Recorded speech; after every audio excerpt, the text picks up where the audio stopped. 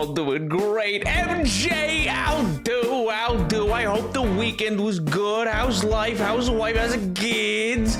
Oh my God. Got a Google Parson Brown. Boy, howdy. All right, yeah, exactly. Oh my God. I thought it was so obvious.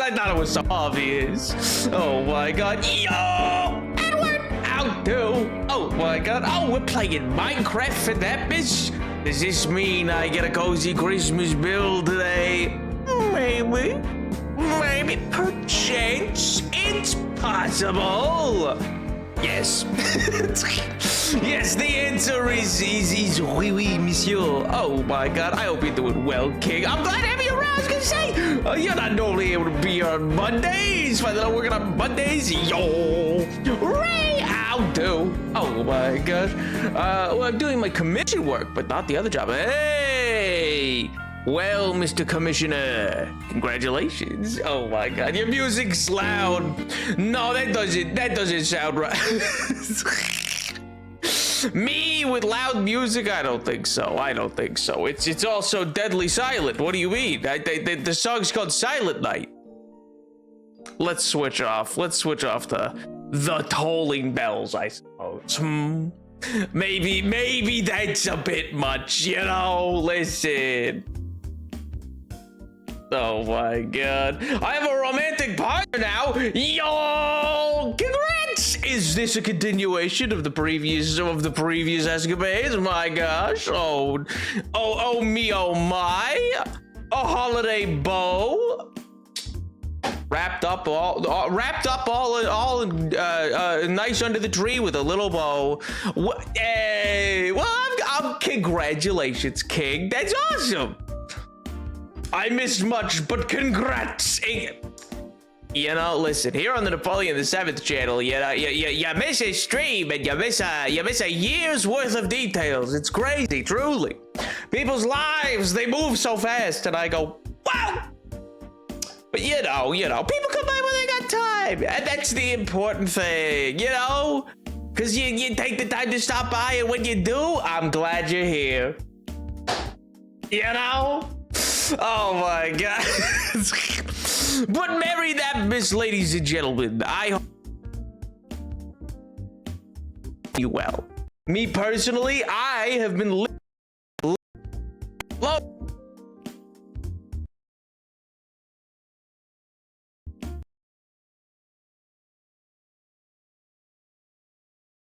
people. Dios mío. It's just an insane time of year.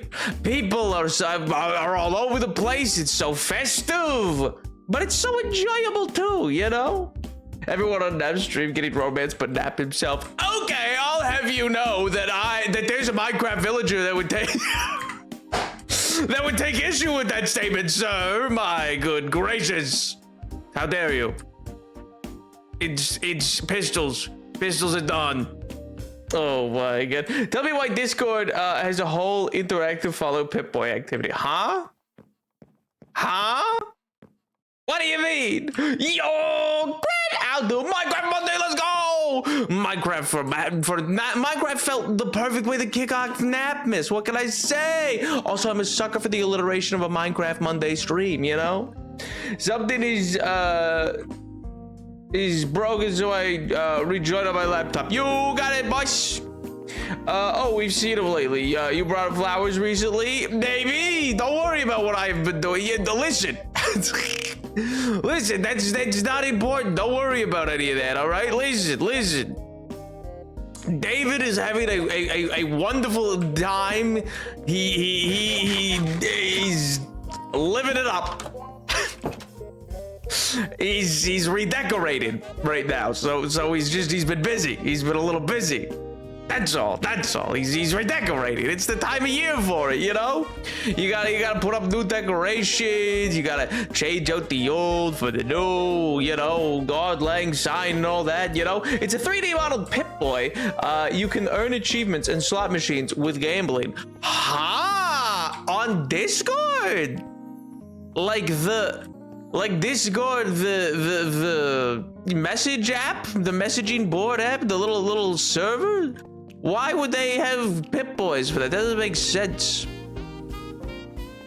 I guess everything could just become radio. I suppose. Also, why a Pimp Boy 2 billion? Why not go for the 3 billion? Why they making an older knocked off version? You know, lame. Not important. Nap, do you have any idea how starved of lore I am? Lore. What's that? I can't say I'm familiar. Oh, this gone from the Bible. No, it's clearly from the Bible. What do you mean? You dare question the words of the mighty Jimmy Beast, James Beast, the Lord and Savior of capitalism or something? Yo, I'll do. I'm here for the streak. Then I must go. I must away. The bells, the toll of the bells. It calls me away. Happy NAPMAS time. I hope you're doing well, King. Enjoy wherever you're off to work, I presume. Because the Pip-Boy in the 76 is an older model, the 2000, as opposed to the one in New Vegas, the 3000. I'm sorry, I could be wrong. Aren't all Pip-Boys like set in stone at this point? Are people still making new ones? I thought that was like technology was gone, and it's just here's what we got left over. We'll use these that the vault will kill the vault dwellers as they come out of their vaults and take their Pip-Boys. You know, I thought that was the idea behind them. I didn't realize people were still making them and making new iterations. I thought all that was packed up in the past. I didn't know anybody had the ability to be making new ones. That seems like really intense technology. People innovate no matter what, Nap. I suppose. But enough to be making new serial numbered branded versions of a Pip-Boy. Because the Pip-Boy in 76 is an older model, the 2000, as opposed to the one in New Vegas, the 3000. Why did you not understand about what I just said? What I'm saying is, I thought, why are people using a 2000 if there's a 3000? And then what I said was, why is the older model kicking around if there's a newer model? I'm so confused. Now, if they might be adding Percy Jackson skins in Fortnite, we find out Thursday. I'm gonna have to play that game, man. I'm gonna have to play. Man. The Pip-Boy in Fallout 2 is a Pip pad. It's flat. It's flat? Like you don't even wear it? But I thought they had Pip-Boys in the pre-war period. I thought it was before the bombs fell. The Pip-Boys come from post-bombs falling? Nap, you're not the only one. Gren also deeply sighing. Gonna have to watch it now. Or play that. Gonna have to get skins. Are you telling me the very first appearance of a Percy Jackson crossover in a video game is gonna be in Fortnite? There was no other game they could have crossed. Oh my god. Devastated. You know, I guess I should have seen this coming ever since they had him floss in season 1 of the Disney Plus show. I guess fair enough, you know. Fair enough. He was doing Fortnite dances in the show, so I suppose it's kind of writing on the wall. And honestly, for the time period they've set it in a modern day setting, I'm like, yeah, he would be that way. He would be floss. Yeah, all right, you got me. Nap, they just showed off the Kai Ninjago skin. Huh? Oh, is Ninjago getting out of it to Fortnite? Wait, that's actually sick. They're 100% adding Percy, Annabeth, and Grover NPCs. Crazy. Crazy. I mean, hey, you know, I guess if it gets people to play, it's a cool crossover, you know.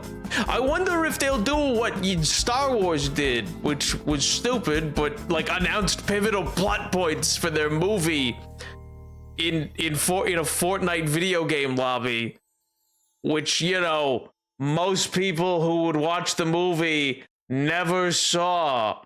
So, you know, and it was like actually critical details of like how Palpatine returned, but whatever. I digress. In any event, that is neat. I guess I'm not totally supposed. So that'll be like this month then, right? Because the new season's out soon. Okay, the Fallout Pip-Boy is lagging my stream so hard. Oh god. Oh god, you have opened the Discord and it's just absolutely cooking your stream, I'm sure.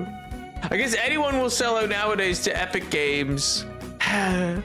True. I mean, this one's not like a big surprise in the sense that Disney's sold out a lot of times, and I'm pretty sure that I don't think all rights are reserved by the author of Percy Jackson anymore, hence why there was issues with like the first movie and the like, and also some things in the television show that's like, oh well, that's a change. Whether or not it was a change that he was like, yes, I want to do this, or no, I mean, that's a matter of conjecture, you know? How am I just now learning about that? About the Percy Jackson? I mean, I'm also just learning about this. Well, they just animated the Kill Bill thing in Fortnite, which I personally think was genuinely cool. Ooh! I mean, Fortnite is genuinely, like, of all games in existence, you know, I don't like Epic I don't like Epic specifically, but otherwise, you know, Fortnite's honestly changed, I guess, games for better or worse. It's changed the gaming landscape. So I don't think anybody could ever take away its credentials as being like deeply impactful to games and game mean. Oh, I need to make sure that's gonna be one of the bingo options for Thursday when we watch the Game Awards. A new Fortnite announcement. That's definitely happening. There's always there's quite literally always a Fortnite announcement. Oh.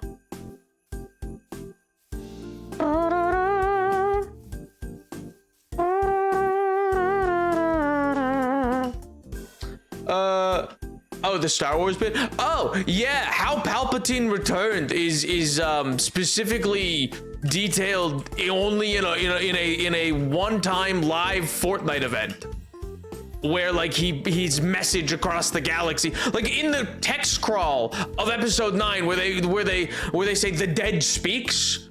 That him speaking to the galaxy, that transmission, which they don't show in the movie, that is referenced in the opening crawl, is him broadcasting in Fortnite that he's back, and like he's like, I've returned and I am on Exegol and blah, blah, blah, blah, blah, blah, and I'm Sheev Palpatine. Yes, that's right, Sheev. My first name is Sheev. I was a senator from Naboo.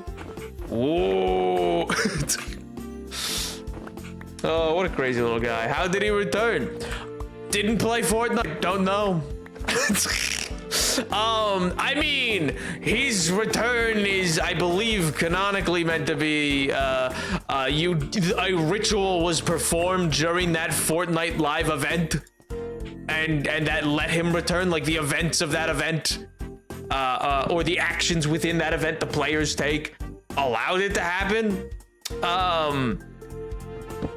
But otherwise, yeah, I mean, mostly just Disney wanted to, because they were like, geez, we really seem to have stepped in it with this whole episode 8 thing, and also we've written ourselves into a corner because we had no vision for how this whole thing was meant to work out.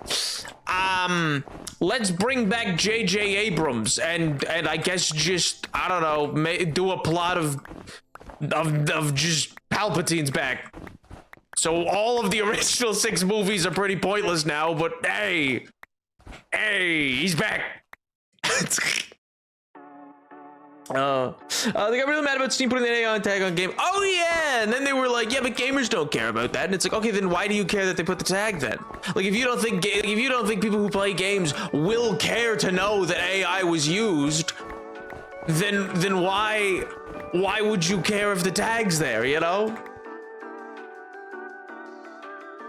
When are we watching that Thursday? I have to work 8 a.m. to 3 p.m. that day. Well, let's see. Let me double check. The Game Awards. When are the Game Awards?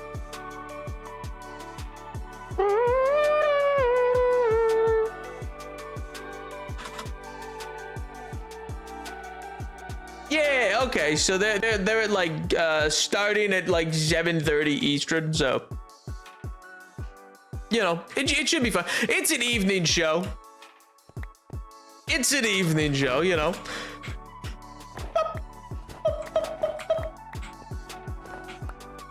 So there's this old script for the short film in the Kill Bill universe that Epic took the script for and animated, and it made it real. I don't know how the specifics, but I think it's neat. Huh. I wonder how that worked. I mean, I don't know enough about it. I'm also not sure if that, like, Fortnite doesn't seem like something Quentin Tarantino would want to be involved with, because he seems to hate all things that are, I don't know, new, I guess. So it's surprising, but cool. The magic of game respawn mechanics and probably a totem of undying. What? This little guy in my head? No, he's not. He's got nothing to do with that. He's just my friend. He's just my little guy, my little buddy. I just talk to him sometimes, you know. He's what do you mean? He's got nothing to do with death. What? He just hangs out. Just a little guy. What do you got against him?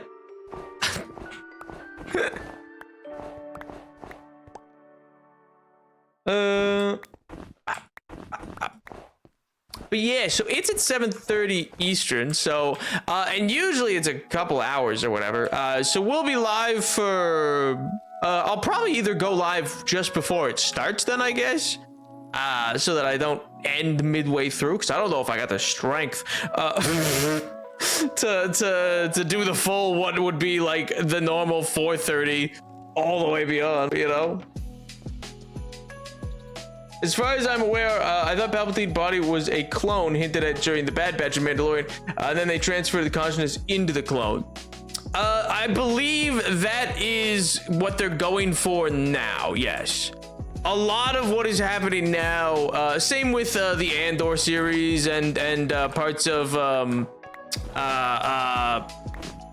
what was it, Mandalorian, and maybe Book of Boba Fett as well, have started to retcon, or rather, I mean, they wouldn't call it retconning, they would call it explaining.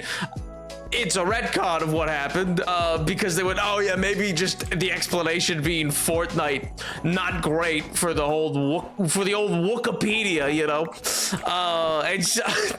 And so yeah, they've been going through taking from Legends a lot, which you know, the idea of like a cloned Palpatine is not original per se. It was I mean, it was a dumb idea then too, but you know, that was common through like the 90s, I think, in like a bunch of books they made. But yeah, 7:30 a.m. or p.m. Oh, p.m. King, p.m. No, God, yeah, no.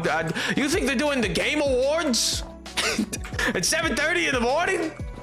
Brother, it's not even, they wouldn't even be awake. I'm pretty sure it's in LA.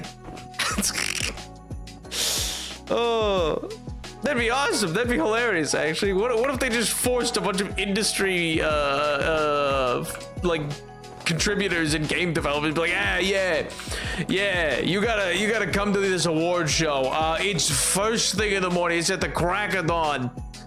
Come on down. That'd be phenomenal. Also, Palpatine had nothing to do with Fortnite. He had a clone body or something. They just showed it in Fortnite. Again, the opening crawl, the dead speak, is a direct reference to his projection speech he gives in the Fortnite map. It is never played anywhere else. It has never been played anywhere else. That's the one time that happens. So that opening crawl's reference in the the ninth movie, where it's like the dead speak, is specifically him speaking in that Fortnite event. They may go forward and change that. Same with the cloning. Like, the cloning stuff is I don't believe was actually directly referenced at the time and has subsequently been used as the justification for how he existed. Even though, you know, canonically they destroyed a bunch of the, like, almost all the cloning materials in the Kaminoans are gone, and I'm not really positive how he could be cloned, and then that gets into a whole bunch of other crazy nonsense. But anyway, because then that gets into, yeah, consciousness. And then they bring in, like, the Sith. They have this big Sith, what'd you call it? Mausoleum on Exegol for whatever reason that I guess, like, 100,000 Sith ghosts were just chilling there, even though the concept of a Sith ghost, like, makes no sense in the canon. Because the whole point of being able to be a Force ghost is that you've reached, like, peace in the Force, not like in a Jedi way or in a Sith way. Like, you've reached balance.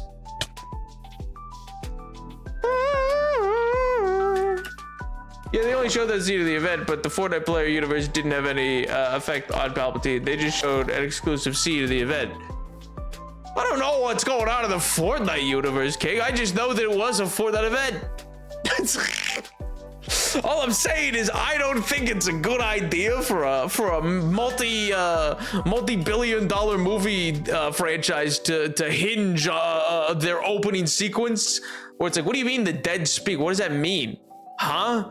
And then it's like, oh yeah, an explanation of all that is only knowable if you played a Fortnite map. If you didn't, womp womp. But otherwise, you got Poe Dameron, and he can go, somehow Palpatine's returned. Okay. Thanks, Poe. Cool. Neat. And gonna elaborate? No? Okay. With magic, but I'm refuting that. So far as I'm aware, they had to do something to get that thing to go, didn't they? Didn't the players in that map have to complete a course or whatever to have the actual, like, transmission play? Or was it just like a live concert?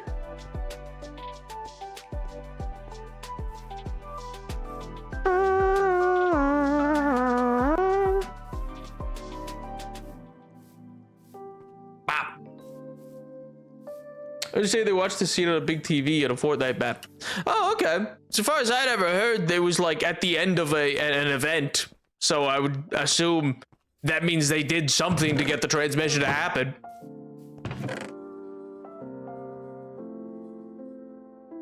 That may not be the case. There are interactive elements in all Fortnite events, but it's just for funsies. I guess. All I'm saying is did players not have to, like, do like flick some levers or whatever, and then the transmission happens? Bop. Bop. This is more knowledge about Fortnite than I ever wished to know. See, for me, it's very loose knowledge, because I've also just never played it. I don't know enough about it to say. So, like, for all I know, yeah, maybe they didn't have to flick any levers. But so far as I've ever been told, yeah, they had to do something. There was, like, some part of an obstacle course or whatever the hell it was, and then that, quote unquote, triggered the actual projection to happen. Players did have to flick some levers to get the transmission, yes, but it had no effect on the actual canon of Star Wars. So, what I'm saying is, in the canon of Star Wars, I'll use this. The dead speak. Okay, how'd that happen? Fortnite players flicked some levers and a transmission happened. That transmission is what is referenced in the movie, which only never appeared online or anywhere else. That wasn't a re-upload of people in the event.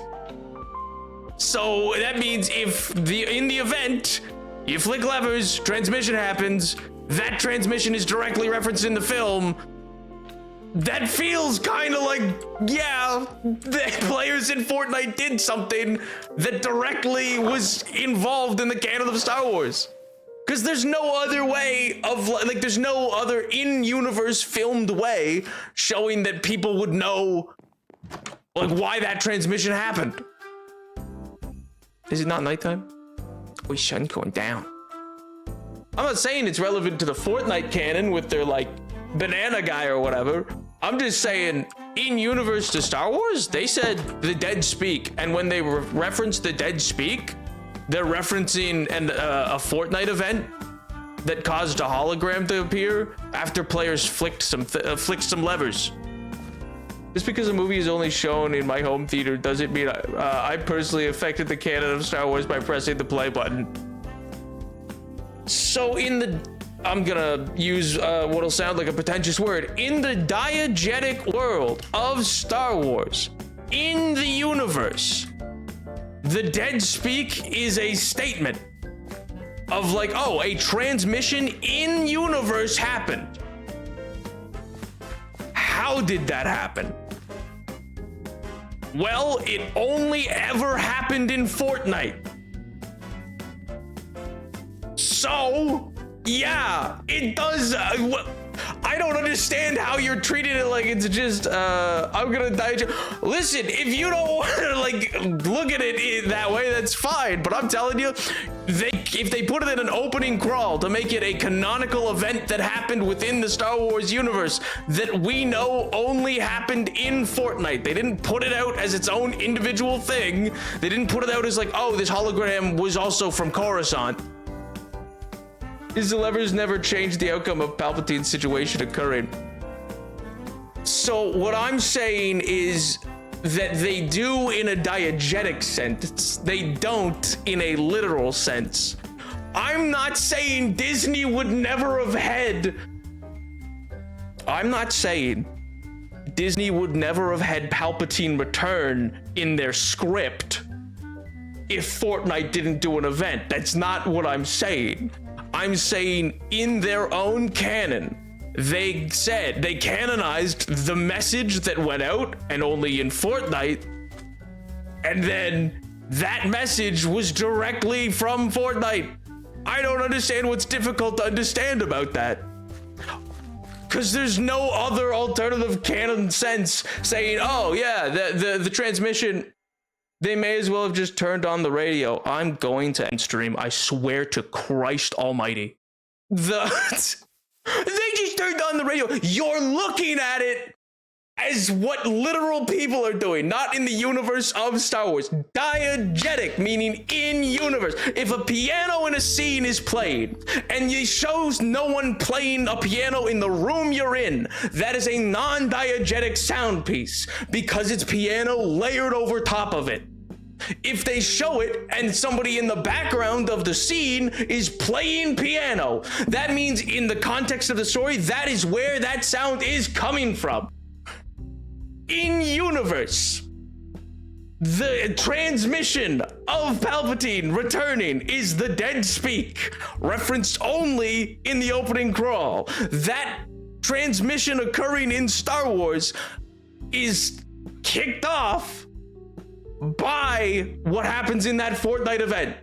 I don't care that if they didn't flick the levers, Disney still would have released the thing within the canon of the world. The reason and the diegetic reason for why that happened was the events of a Fortnite map. I don't see what's difficult to understand that. I'm not talking about in university diegetically though, I'm talking about how Fortnite players played a parkour minigame and then watched a movie on screen, and I'm 1,000% sure diegetically other people got the transmission beside Fortnite. That's my point. They never offered any sense of understanding. They never said that. They never offered any idea that that happened. They never showed it. They never did anything to explain it or how Palpatine returned in those movies. It's one of the key elements that is why they don't work, is that nothing is explained in universe. It is entirely just that, yeah, the dead speak, he's back. When did that happen? What do you mean? What do you mean that happens? It's because Star Wars went back. That's my point. My point is, it is a poor decision to have an important fictional event, sure, but an important event within your story to have only occurred in a video game tie-in is bad writing. That is my statement. I don't understand what's difficult to understand about this. I'm not saying that they would never have done it if the Fortnite map didn't happen. I'm not saying that they couldn't have just said, oh, he also just had a transmission come out from Exegol. But they never offered any explanation for how or who or what, because Kylo Ren couldn't have done it, because Kylo Ren only finds out about it because he heard the dead speak. All of the Knights of Ren, much the same. The First Order, everybody in the universe of Star Wars only knows he's back because of the transmission, with no explanation on why the transmission happened. Like the players did it. That's because that's the current only explanation. With no, for lack of an in-universe explanation, saying, oh, Jim did it, or Teddy, the janitor, came by and flicked the right switch. So with no explanation on that side, that means the only current reason for why that happened was the events of that Fortnite map, which was those Fortnite players flipping that switch. All I was refuting was the original statement, Fortnite players directly impelled, because currently with lack of an explanation to the contrary, that is the only reason provided at this time for why that transmission happened. There is no in-universe altered reason for why it happened. Listen to you about this anymore. All right, leave, pal. I don't care. Go do something else. Jesus Christ almighty. I don't understand how this is so difficult to understand. It's an A plus B.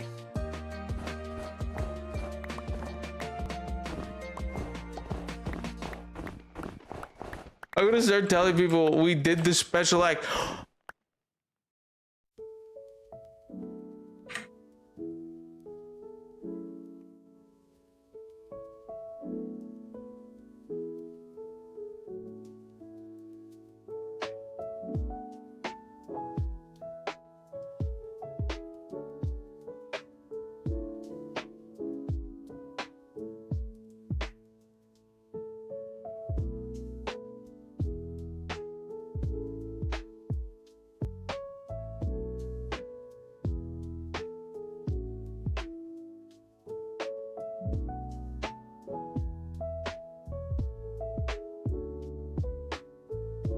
I want somebody to whim at getting me into the sun, man. I want to be just hurled 7 billion miles an hour. Dear God.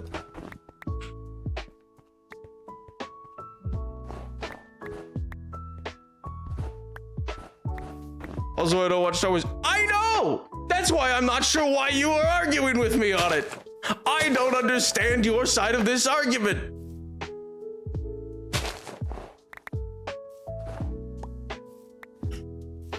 I made a statement that was, it's bad writing. Why is it bad writing?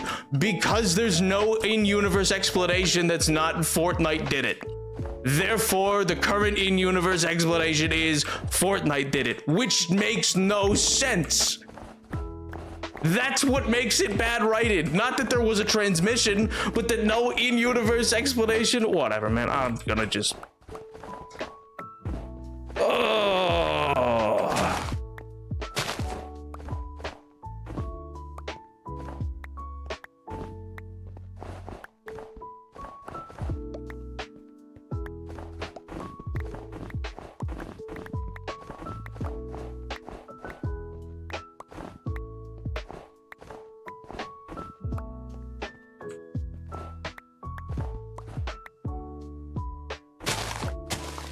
Dumbledore's return was canonically announced with a broadcast. The only place we heard the broadcast was in Fortnite. Players clicked a lever to turn on the broadcast, therefore Fortnite did it.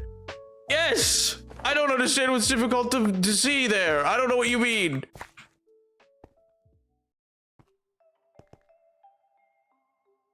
Yo, pickle. I'll do.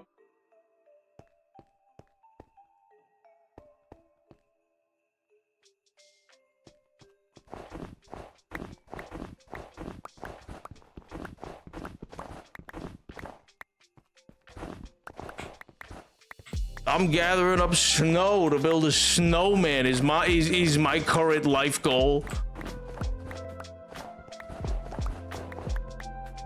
Been a while, I'm certain. Many moons. Yes, I hope you've been well. I don't have a follow age button, but if you click on your name, you do see when you followed.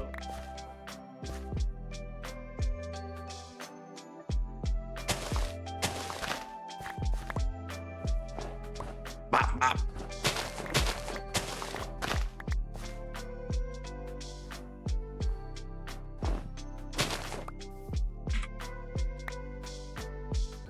Snow. Go restart the stream, Dios mío.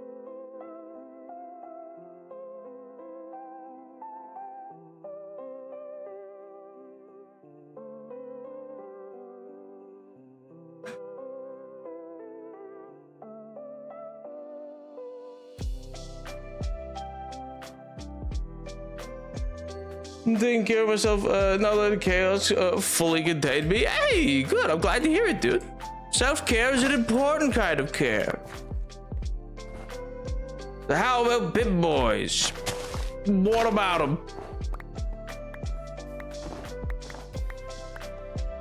Ah.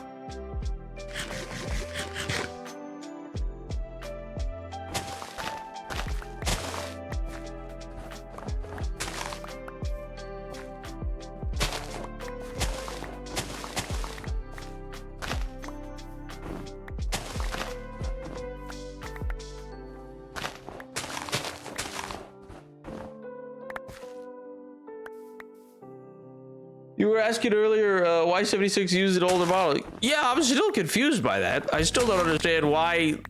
Are they a pre-explosion or a post-explosion thing? Because if they're pre-explosion, then is it just the old ones are also kicking around so people use a variety? Or is it meant to be, no, we made this one and then we made new ones later?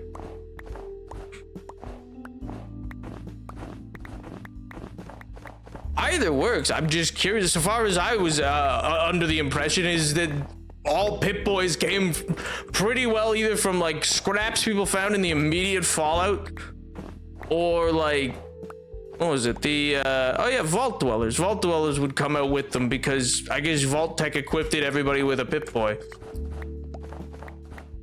Because you know everybody's got to be able to listen to some good old radio tunes, you know. It seems the reason is, shut up, fan theory is distribution centers, but real is Bethesda, also their pre-war.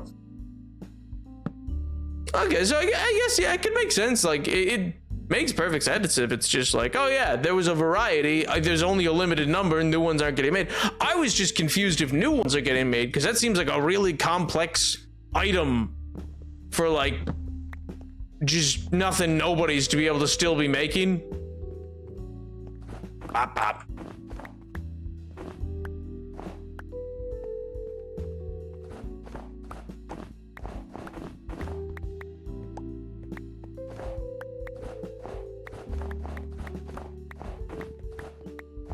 Pop, pop, pop, pop.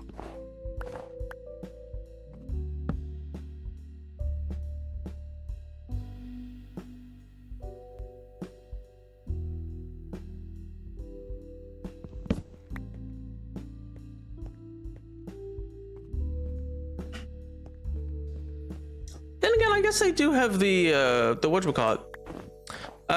The not the Coke plant, what's it called? The Nuka-Cola plant or Nuka-Cola World or whatever. So, you know, there's still people making things, I guess. Though I guess that's a refurbished old location. But, you know, there are people who can make, you know, like Mr. House, who can make computers still, like, work in new computers.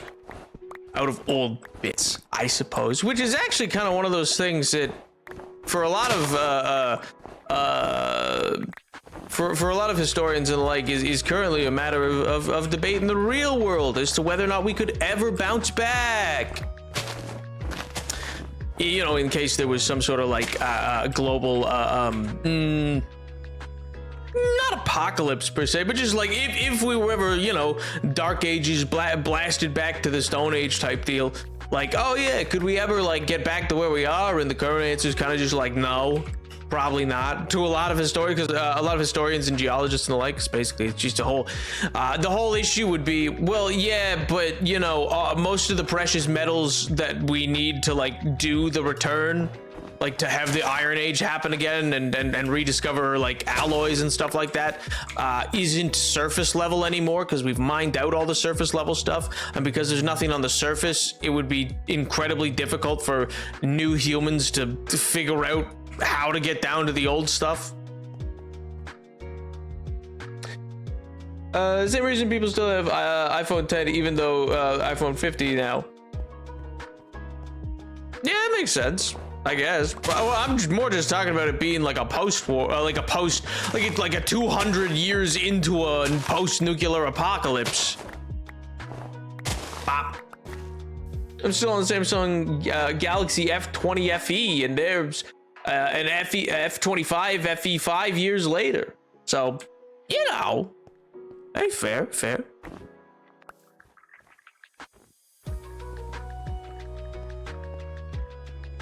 I use an S9 still, I suppose. So yeah, it's an oldie but a goodie. I mean, can't use a lot of new apps, turns out. But hey, who needs it? Who needs apps? They just take away from the raw phone experience of calling people direct and saying ahoy, you know. Just as Alexander Graham Bell always intended. Bop.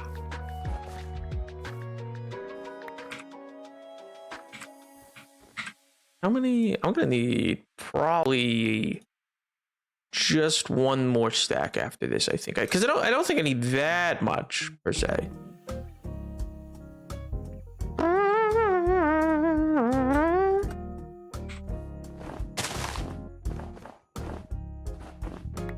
Wop.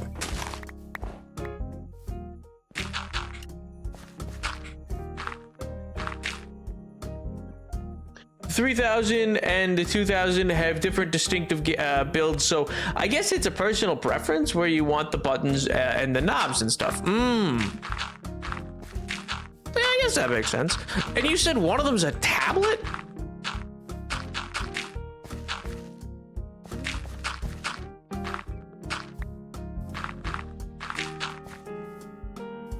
I also had that one before I got the 20. Yo.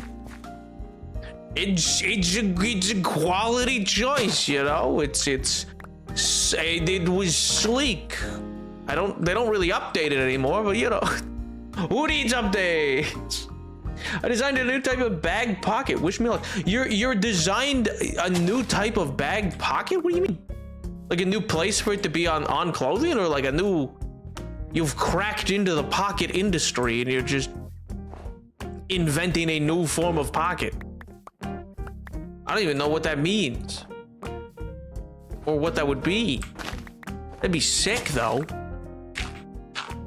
What if somebody, you know what? I hope you have. I doubt that is the answer. I'm definitely misunderstanding.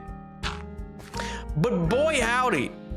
What a great year 2025 would be if it closed out with, oh yeah, and a new pocket got invented.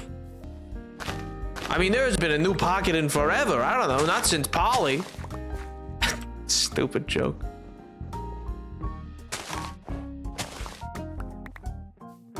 Bop.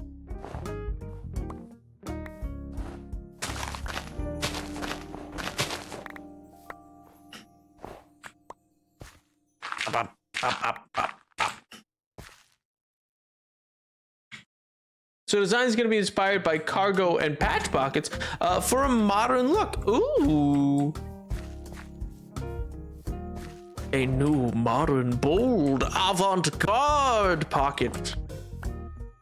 We have a newly invented zipper though. A new zipper? What does it do? What's different? Does it still zip? Hopefully it doesn't zap. I misremembered the Pip Pad isn't canon, but the Pip-Boy 2000 Mark 1 is squares, so it's very tablet-esque. Fair. Kind of like a data pad, I suppose, yeah. Did it also play the radio? It's a very eclectic thing for the Pip-Boy to be like. So much of that device must just be the fact that it like has a radio in it. Just a full-blown speakers, because it can play out around you. So there's gotta have been room in that thing dedicated to having speakers. Seems wild. Man, I really gotta finish that show. Someday. Well, not this week. I mean, I got my snap week this week. I can't do it now.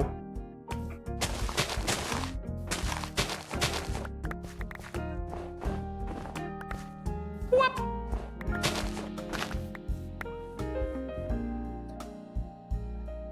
It's directly attached to the fabrics now instead of like a tap and then sewn on. Oh, it would stop the bunching zippers do from bulk of nylon tapes. The fold over fabric. Oh, wait, okay, I know what you mean. Wait, that'd be neat. That season 2 comes out next week. Next Wednesday, I'm gonna get you. What? It's not my fault. It's some NAPMAS. I would have watched it this week in preparation, but NAPMAS, I can't. Oh man. Oh jeez. Gee, I don't know. Maybe I want to. It's always next year. Maybe next year I'll figure it out. You know, maybe then. Maybe this time. Bop bop.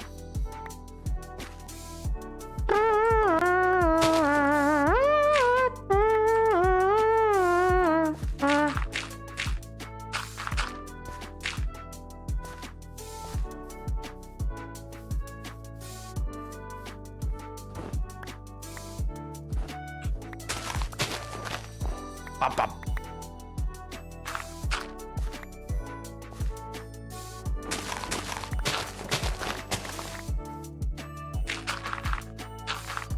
Up.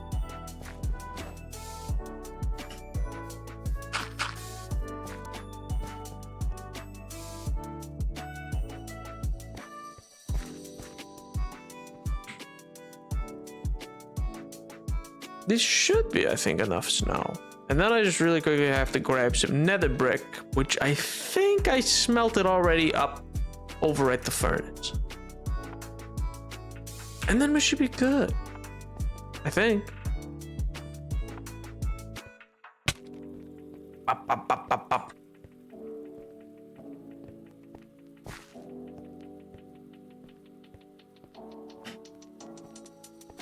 How much steak do I have? Okay, I got like half a stack. I'm good. I'm solid. Well, in any event, gang, I hope you've been good. I hope Santa will find you. I mean, Edward, definitely. I feel like a new pocket is like instant. Of all people, Santa's gotta appreciate a pocket. You know what I mean? He's gotta. Hey, man. New storage area unlocked. That's useful. Dude's gotta lug so many presents. So surely he's there to be like, hey, you don't have to get coal this year. You can have a brand new bicycle. I don't know if that's what Edward wants, but but hey, you know, who doesn't want a brand new bicycle? The main character of the show uses a Pip-Boy 3000, but a Pip-Boy 2000 is seen in the shop at the start of the show. Oh, I thought that was just to be like, yeah, I thought that was just another Vault Dwellers thing. Isn't that like the scene where that like old lady's like, yeah, we don't take kindly to Vault Dwellers. We kill them and take their stuff. Yeah. I mean, she says it not exactly like that, but you know. The pocket should look flat, but still, but be able to hold a phone and even a small sketchbook in the same pocket. Ooh, I don't know. Sounds like a bit of a sketchy idea. God, I'm funny. Oh, the peak of humor. Wow.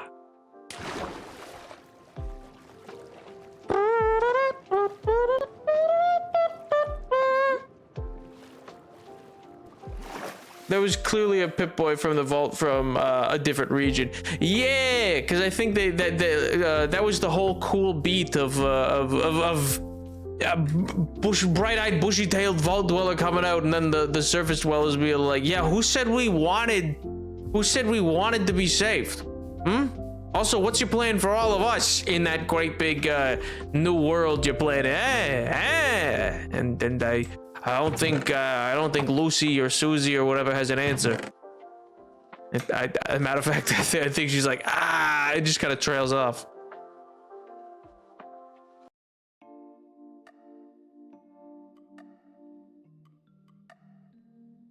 There we go. Okay. I was like, wait a minute. It should be working. Why is it not working? And is it this for the... Oh, wait, no, I could just use a stone cutter for that. Oh, where's my stone cutter?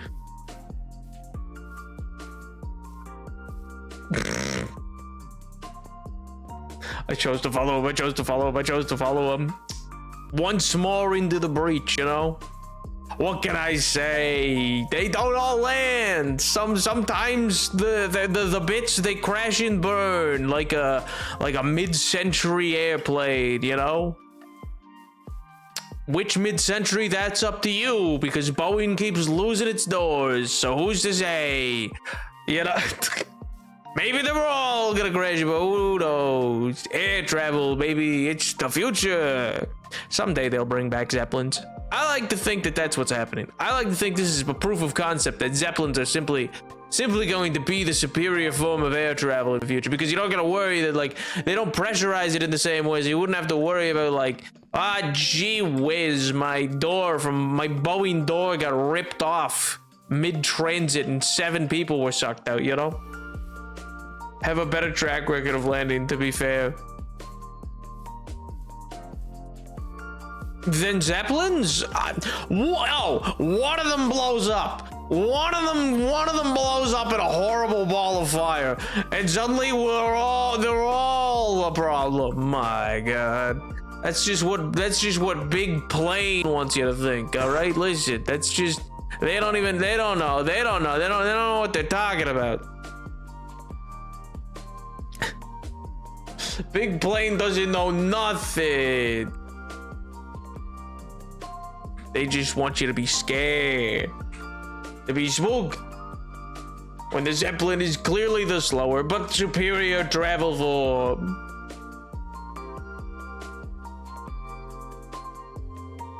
Then those jokes, which ironically also blow up. Okay. Well, you know, listen. Someday the humor will this has been a long, slow dosage process to change your humor to just simply be more like mine, you know? Then you too will find the jokes funny.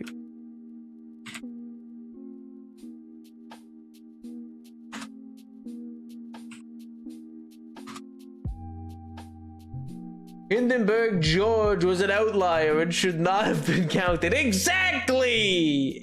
You understand. My good gracious.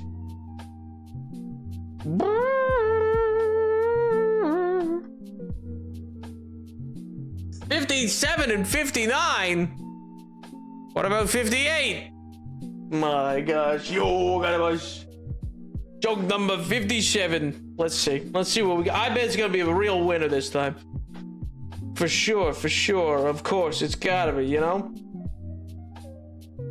57. What's even bigger than that? A giant. What?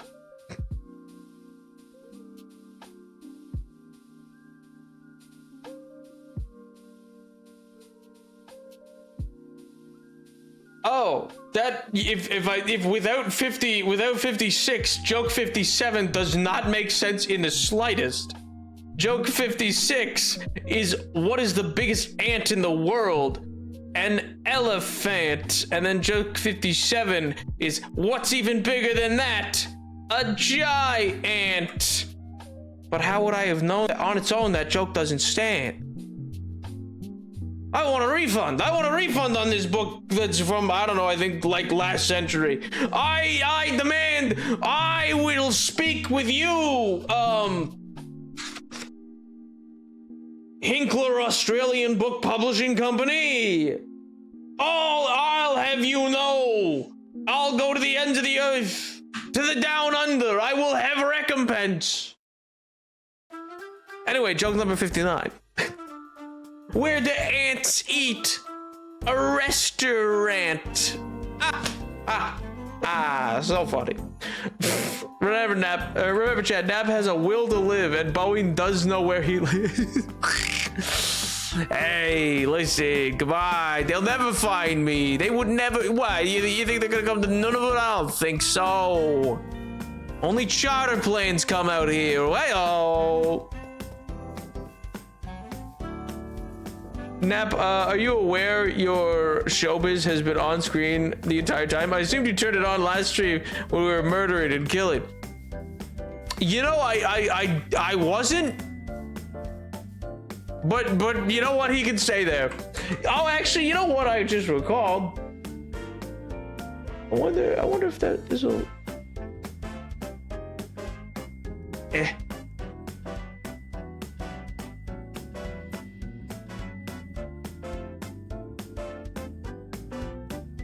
Hey, little garland, little bit of Christmas cheer.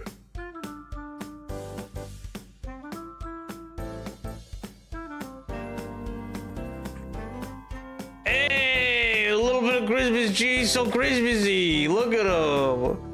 Look at him, he's so Christmassy.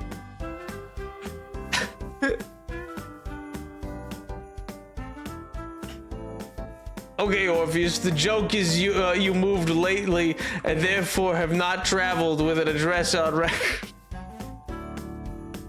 My God. We got a little bit of garling. Call me Jody. Well, hey, that's topical, right? Wicked exists, right?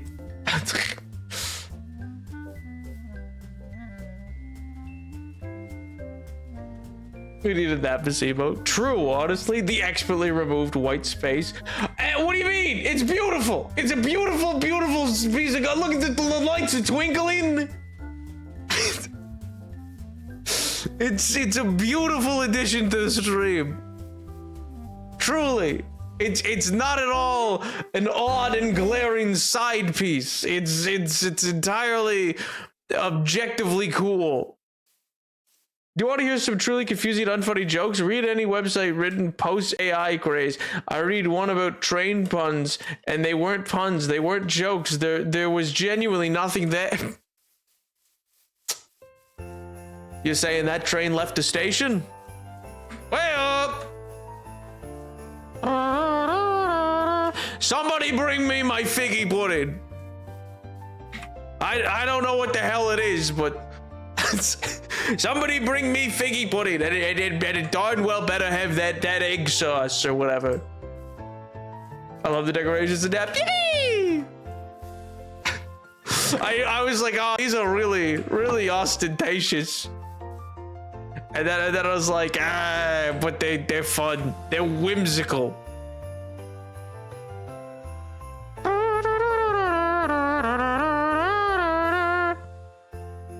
That's a freaking point. That's what I'm saying. I imagine it's water drops from melted snow due to climate change. You know what? Exactly. You're exactly right. This is a stream all about the impacts of climate change on Christmas. So true. Actually, probably some slabs.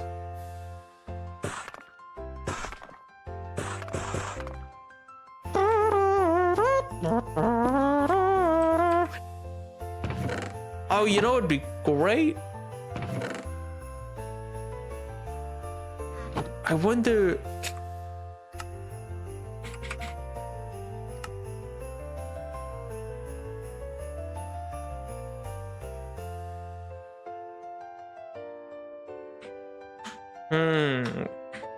Can you make red sand? Decorations are ridiculous, ridiculously fun and whimsical. Happy melting frozen tundra. Wait until the methane hits the atmosphere and then it's really get the party hot. Yeah, kick things into high gear, you know. I actually do what is figgy pudding? I mean, I know it's probably got figs. That seems like a given, but you know. Is it good? Is it the thing with the egg sauce? Or is that just Christmas pudding and that's something different? Dinner's here! I have to eat with my parents, I think, because they're back from vacation. Yo! Well, have fun. Hopefully it's delectable. Bring back leftovers. I want din din. If your decorations are ridiculous, are you really doing Christmas? That's what I'm saying. Listen, you know, if you like this kind of thing, that's fine. But I'm really never been able to be a fan of like the white light Christmas tree. You know what I mean? Where it's just all plain white lights. No, I want it should look like Christmas throw up. It should look excessive. Should look like Christmas came over with, oh man, I don't feel so good, all over it. And then you go, hey, now that is a Christmas tree with 100 different multicolored lights. Oh, baby. Tinsel? You betcha. Little glass icicle things? Yeah. Oh, there are no slabs for that? No. Figgy pudding or fig pudding is any of many medieval Christmas dishes, usually sweet or savory cakes containing honey, fruits, and nuts. In later times, rum or other distilled alcohol was often added to enrich the fruitiness of the flavor. Oh, so it's fruit cake. Wait a minute, that's just fruit cake. We still haven't brought up our tree yet, and my mom is stressing about but to bring the tree up, I have to disassemble my desk and computer, and I like having my computer. Understandable. What, is your computer just like in the same space that the tree would be? That's crazy. That's insane. What, the tree, MJ? Have you considered the tree? Do I have any red sand kicking around? I feel like I do.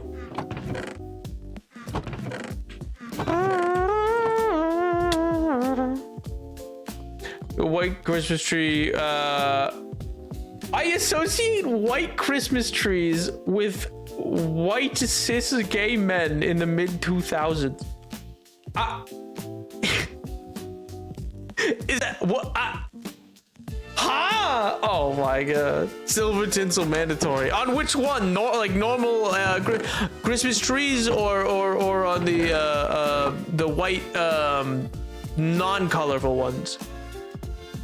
I don't have a chair and I just use half the couch. We said we would get a recliner eventually, but it's heavy. Right. I need... Maybe I should double check.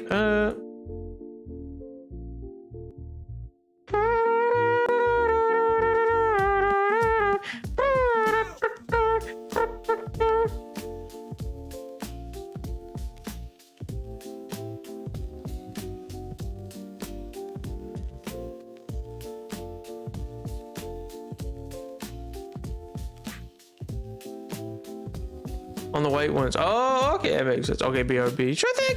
Because I'm gonna say I have gold tinsel on mine, but that's just because it looked nice. Also, I could set up the tree with my girlfriend as she came back to town. Well, you know, did you try to say the weather outside was frightful, and the fire was so delightful, and And then, since neither of you have any place to go, you could let it snow. Let it snow, you know? I bet that would have worked. That would have got them to stay. They would have been like, oh, you're so right, MJ. Wait a second, you're so right. That's genius. I'll stay here. For 5 ever.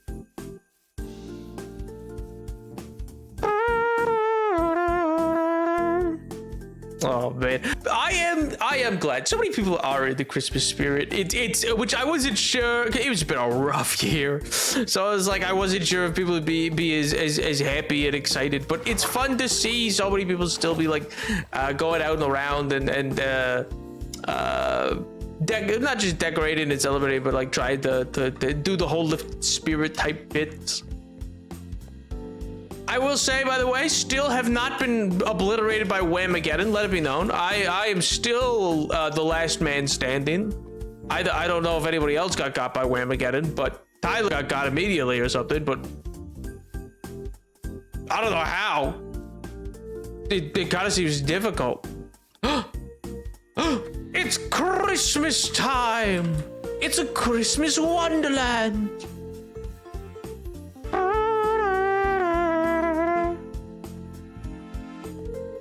You're not the last man. I'm also standing. All right, got me there. So you're saying I should play Wham! Last Christmas right now, but mute my own headphones so I don't hear it, but that MJ does. Genius move.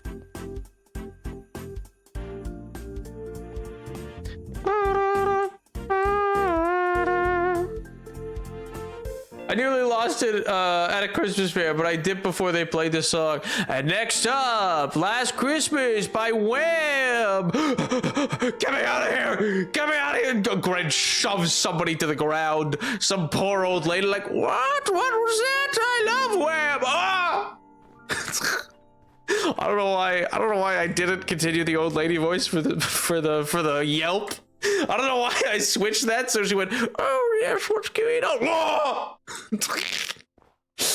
Oh, you know what? I like it better. I like grandma gives a full-throated yell, you know?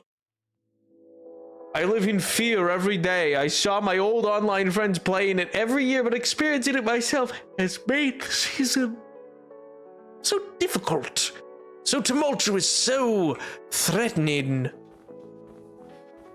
I mean, it does add a certain sense of fear, yeah, especially when you have people PvPing you like you do, I imagine. See, I don't have to worry about that, so. Bop.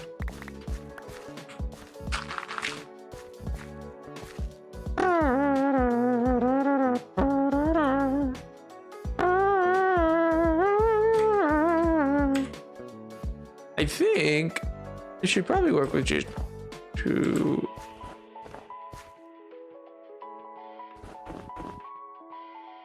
Yeah, probably 3 on each one. So.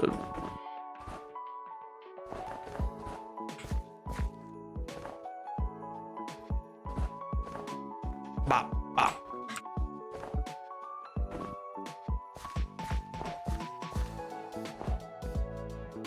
Move this back slightly. Oh man, I have to make sugar cookies soon. I'm behind on that as well. I in the lead up to NAPMAS, I could have prepared more. I haven't gotten my shopping done. Which, you know, big surprise. I don't think since streaming, I don't think I've ever had a year where I've been like, anyway, chat, all my shopping's done really early this year. I don't think that's ever happened. Especially not since, like, I'm pretty certain I've never done that while streaming and being able to be like, we're all set for Christmas. But you know, that's part of the excitement. I did not grab the red wool. Why? Did we leave some?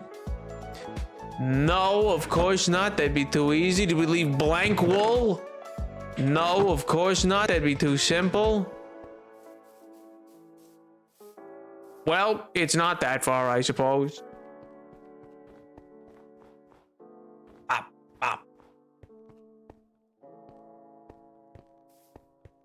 I do. You know what? I think Wham being a constant threat is probably the best outcome that could come. You know, it's good for them. Good for them.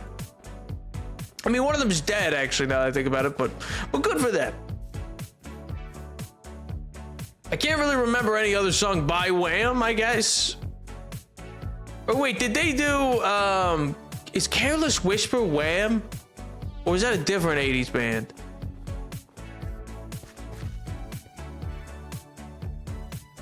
I think they did Careless Whisper.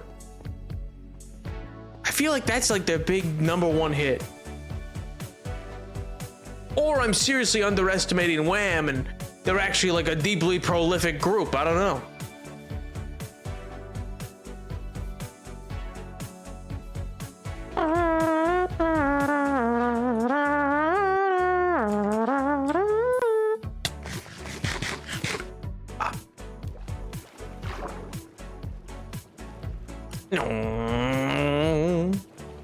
I'm excited as well to see what will happen at the Game Awards. There's some stuff that's apparently, there's big rumors for what's meant to be coming out for this Game Awards. A lot of companies showcasing a lot of things. You know, will it be Half-Life 3? Who's to say? You know, who's to say? But I hear a new Star Wars game's meant to get announced. I hear there's a big new Total War game getting announced. I believe there's some news meant to be coming out of Xbox for a big announcement, you know. Big rumors about Half-Life 3. Listen, I could see it happening. I legitimately could. This is probably one of the few times where I've heard people be like, they're gonna announce Half-Life 3, where I've actually been like, you know what? If they were ever to do so, this does kind of seem like the time to do it. Because not only is it like, oh, we got a big audience, stuff like that, but they have the whole console thing coming out. So it's like, yeah, you do need something to drive sales. You know what would really get people to buy it? Half-Life 3. Which is funny because I don't even think any of the original Half-Life developers even work at Valve anymore, do they? Like, wouldn't it be just like an entirely new team making it?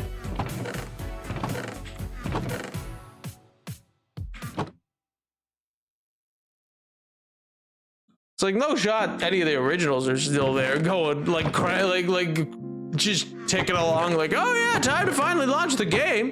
What if they had it made like 20 years ago? What if it's been ready and they've just been waiting for the right moment, and so it's actually like they do release it, but it's still made with like 2009 graphics or whatever, and it's just like, what the hell's this? And it's like, what do you mean? It's Half-Life 3. We did it in the style of the other Half-Lives. We did it around the same time. This is a time when they would do it with the headset and the headlock and the big show, but also I'll believe it when I see it. Yeah, it's one of those things as well. It's like, yeah, of all the times, this has felt the most likely, but that's still, I think, a below 50-50 shot. I don't even think that's like, I don't even think there's a 30% chance. I think it's much closer to like below 10% chance. I would play it no matter when it was built. I mean, that's commitment. That like, no matter what, you know, it's the most broken game in the world. You're like, I'll play it. It crashes every 5 seconds.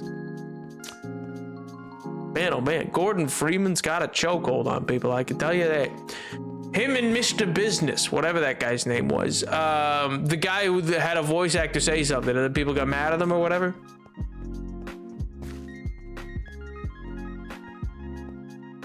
His name's not actually Mr. Business. I'm just blanking. He was the businessman president who was like, I've orchestrated this all from the start.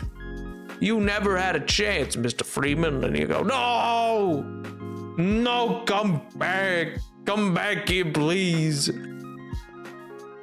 First of all, Half-Life 2 is not bad. And second of all, the stupid cliffhanger and then stupid double cliffhanger at the end of Alice. Wait, there was a double cliffhanger? Also crazy, I didn't realize, I've never played it. I didn't realize that they ended Half-Life on a cliffhanger. Wait, that's insane. They left it at a cliffhanger and then just never made a third game. That's crazy. I thought it was just people wanted the third because it was like a good game. I didn't realize it was like, no, the story actually, they left it at a cliffhanger. We were really meant to get another one and then they just didn't. I'm so curious then why they did, like what stopped it? Like what in development led them to be like, like sure, on the one hand, they like, you know, Valve doesn't need to make games anymore. They're fine. They can just rely purely on Steam and not ever make another game and they'll be good, which they don't. They don't make games anymore. That's kind of their whole niche. I mean, they make the occasional like tech thing, but mostly they provide formats for playing other people's games, be that through their Steam store or through like the equipment that they make. Half-Life 2 ends on a massive giant cliffhanger. That's why it's so dissatisfying. You don't understand until you experience it yourself, and then suddenly you understand why people have been going crazy all this time. Man, maybe we should play Half-Life 2. Huh. No, that'd be insane. That'd be crazy. Nobody'd want that. It's so unlikely. It would be like we'd need some kind of Christmas miracle to do that. You know, that'd be crazy.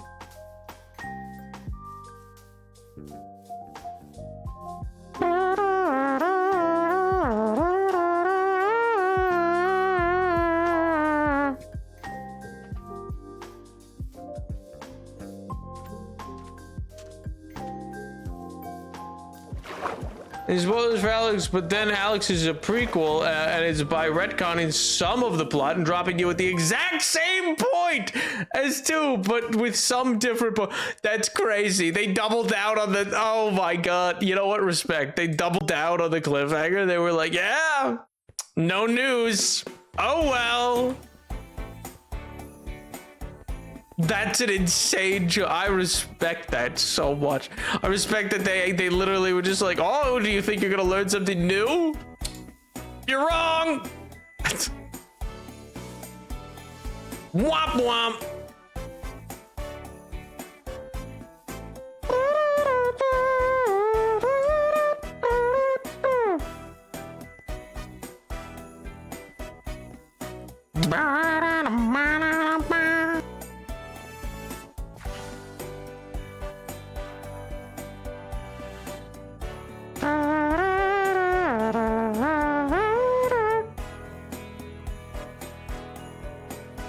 Oh man, I did. You know what? I did get all the fudge made that I had to. Now that I think about it, I can cross that off my list. Which, by the way, if you've never made homemade fudge, do it. I recommend it. It's really actually so easy. Stupidly easy, and it's so good.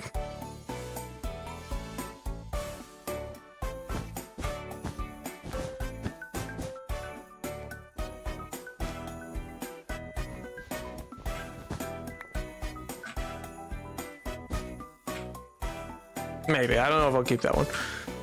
Well, you know what? Let's not for now. Let's not for now.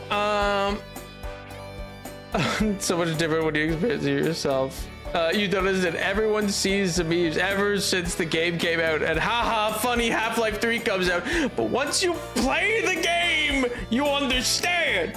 The plot is ramping up, and you're all ready to go. And then, credits. Anywho, I'm fine. Doesn't sound like it. It kind of sounds like this was a loaded experience for you, you know?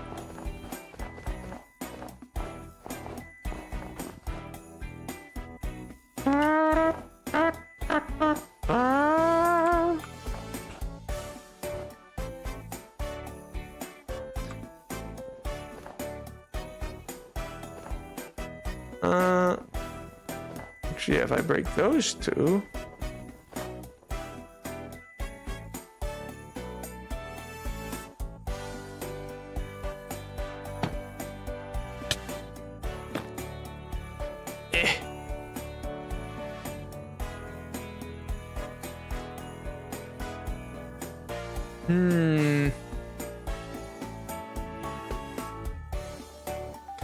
Grumble, grumble.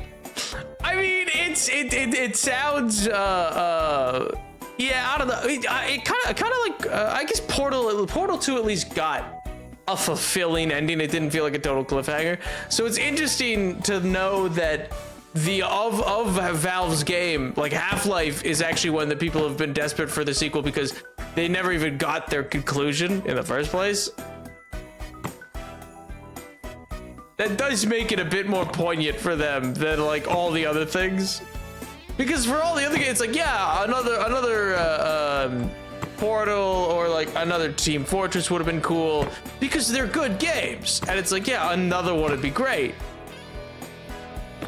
But if they just like left people on a cliffhanger for Half-Life, that's insane.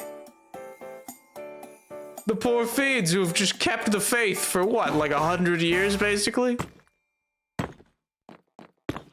They've been like, please, I beg of you, Gabe Newell. Give me but a crumb of lore. I need a little bit more of the nether brick, I think. And I really do want...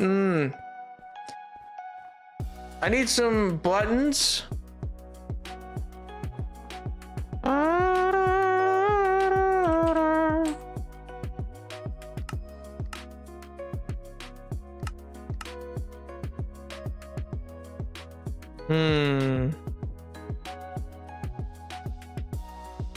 Coal block can't be done into anything else, right? Yeah, no.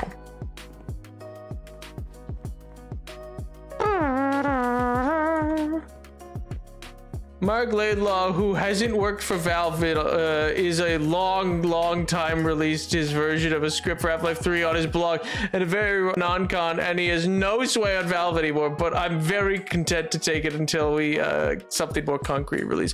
Wait, that's actually cool. Wait, so one of the like original like writers slash developers was like, yeah, here's what I would have had happen.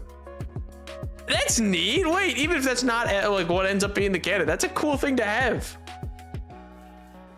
Some people want more Portal, but I'm super happy where it ended. And there's a ton of great more Portal mods if you want more. Half-Life needs it ending. Yeah, see, for Portal, it's really just like, oh yeah, mechanically it was fun. I'd be interested to see how they could push or innovate the mechanics. More so than the storyline. I mean, it's an interesting story, but Portal and Portal 2 were both kind of so like, I mean, it obviously built off Portal 1, but they felt so contained. Like, they felt like such their own things, even though they are directly linked deeply. Speaking of lore, please may I have but a crumb of hardcore lore. Lore? Lore? Lore? You want lore? Well, sorry to say, Oliver Twist, you know?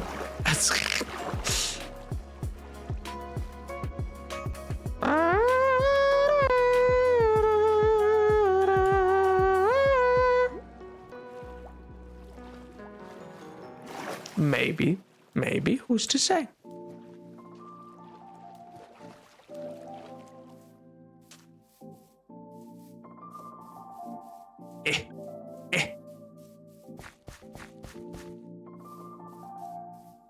Oh man.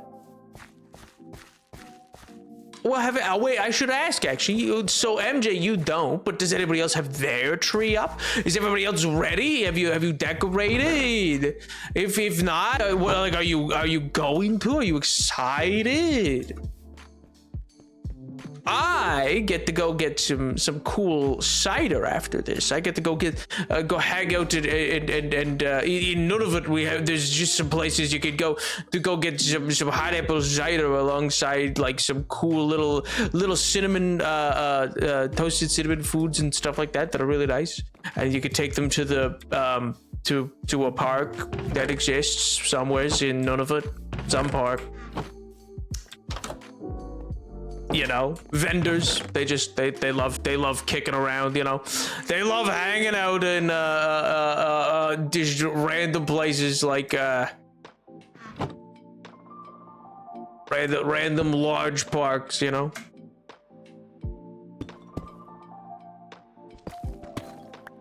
It's the thing. Wait, no, I keep mine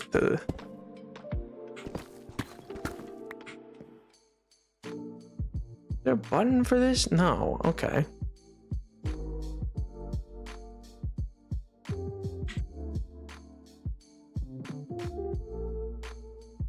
Why do I keep thinking there's a deep slate button?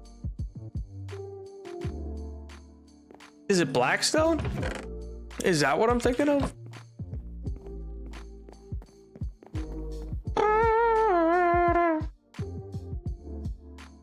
I'm still in student accommodations, and mom doesn't put up her tree until a week or two before.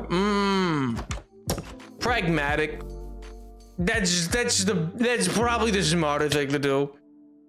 I mean, you know, you'd have to be a real lunatic to be like putting it up, I don't know, in the last weekend of November and just be like, all right, baby, Christmas. We do not have a tree yet. We usually end up waiting till the week before. So many last minute trees. I'm saying it now so you have one of my birthdays on July 1st. I expect the lowest tree. Some people request a specific game, not Gred. Gred's like, no, I would like lore, actually, please. I would like deep and intricate stories to be woven before me. It's and if you could put a little candle on that for me to blow out too, that'd be swell. I know I have Blackstone, I just don't know where that's cracked Blackstone, but that's not what I need. It was basically a letter written from the POV of Gordon, with all the gender swap, I guess to avoid being too on the nose, explaining the beats of the game, and what would have happened after Half-Life 2 ends with a sort of nod, about changes at Valve. What do you mean a sort of nod at changes at Valve? I'm curious, like, I'm not sure, like the corporate culture at Valve changing, and that's why it didn't get made, and then he tied that into the storyline? Either lore stream or D&D chat. Hey, well, pal, you know, one of those, boy howdy, are you gonna, you better be on the lookout soon, pal. I swear to God there was Blackstone. Okay, I knew it. Can this be buttons? No, it can't. I'm a fool. I have been guffawed. Dang. I thought there could be buttons. That's fine. They could just be stone, but I thought Blackstone buttons would be a possible. Oh yeah, sand, yeah.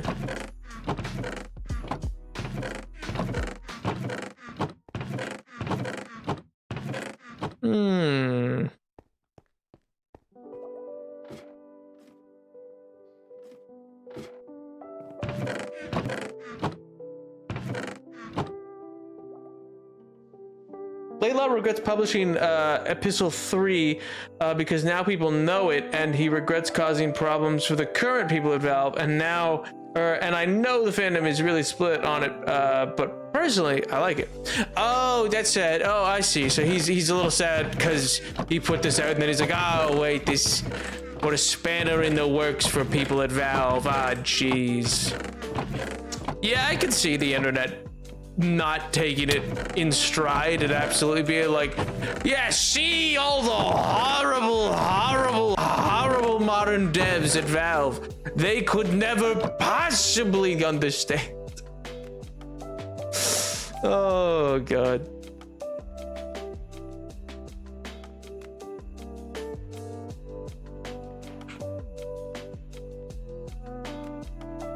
Did I not take the stone cutter with me? Dear Lord. The final paragraph is ambiguous. It describes Freeman finding himself at a shore at some point in time in the distant future. When he notices the terrain has changed, Freeman's become forgotten at this point and does not know whether or not the resistance succeeded. Freeman realizes that those he once knew are long gone. Although he notes the spirit of rebellion still persists, it's likely that his paragraph should be interpreted as Lidlaw speaking metaphorically, but changes within Valve development team rather than literally part of the game's ending. Yeah, that makes sense. Also, and you know, at least he's penned it nicely to be like, you know, like, oh yeah, the spirit's still there. It's just, it's a different team, which kind of makes sense. A lot of people at Valve these days would not have, like, you know, they may have fond memories of having played Half-Life games maybe, but no, I don't think anybody's there who's like, yeah, we made the originals and would like to keep making the new, you know what I mean? Like the drive to do that, I don't think is really, the drive to make games, I just don't think is really a Valve thing right now. That could be cynical or wrong, but I don't get the impression that they're really that interested. Nor do they need to be. I mean, you know, their main things being Steam and creating consoles to be Steam with. But I don't know. It'd be nice. It'd be nice if they still made games. They had some great teams. And it's also one of the few companies that is, you know, not a publicly traded company, so they'd actually be able to make what they wanted and not have to care if it's the most successful thing in the world. They didn't go to bed now. Let her go. Sleep well, King. Have a good night. Bye. Ah. Ah.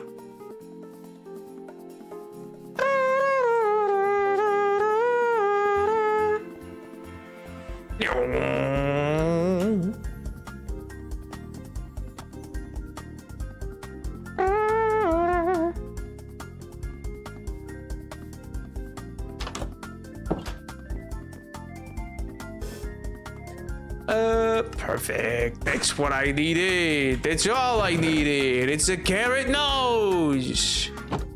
It's perfect.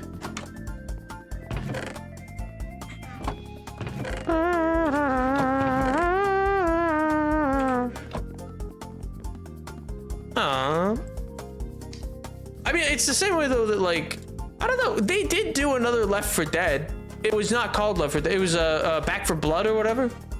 And I don't know if that went down well. I can't recall if it was received well, or if it was like, oh, this is the worst thing they've ever done. Ooh. Also, Valve has also famously changed plots of Half-Life games multiple times, only months before release. They time crunch like crazy sometimes. Yeah, I could see that being a thing. I could see that being a Valve thing where they just like absolutely lock in on crunch time, which is not healthy in the video game industry at all. But boy howdy, did they do it.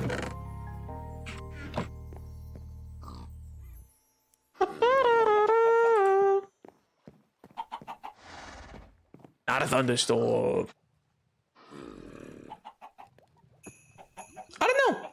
I don't know if in some ways it's kind of like will like a new Half-Life. I mean, the thing is always like, would it ever even live up to the expectation that exists? Like come Thursday, they announce it and they release it. Like, will it ever actually be what anybody wants, if that makes sense? I don't know. I mean, that's always the gamble, but at the same time, I'm sure lots of people felt Red Dead Redemption didn't need a prequel, and how could any, like, you know, there was probably lots of people at the time being like, why would Red Dead Redemption need a prequel? We don't need another story about this with like young John. It's fine. And then they come out with one of the greatest works ever, you know? Yeah, for Half-Life, it's just kind of about getting the closure of an ending versus again, versus Portal or Left 4 Dead or TF2.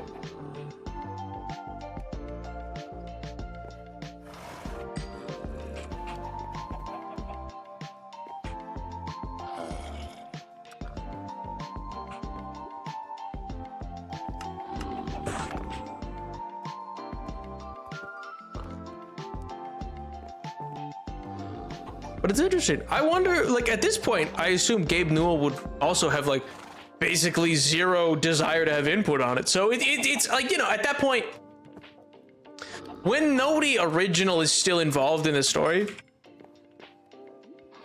it kind of becomes a question, I guess, of, like, is that ending still the ending, like an ending, you know what I mean?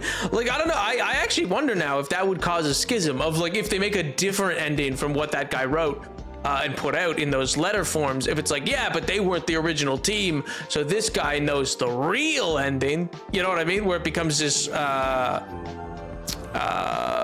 this kind of, I'm blanking on the term that I'm looking for, but snafu of like, geez, yeah, there's a divided fan base now because there's not a one vision ending.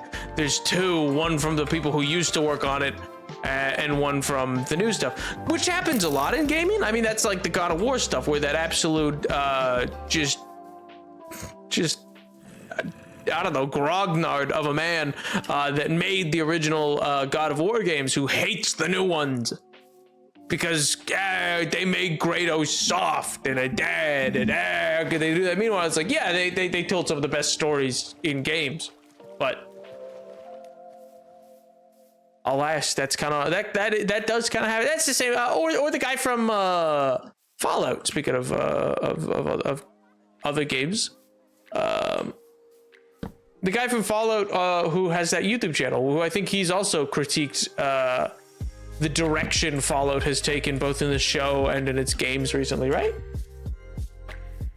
Well, Laidlaw is a big name in the game scene, but he also hasn't worked there in a long time and kind of stained his name for reasons I don't entirely remember. Epistle 3 was long after he left Valve and is certainly non-canon.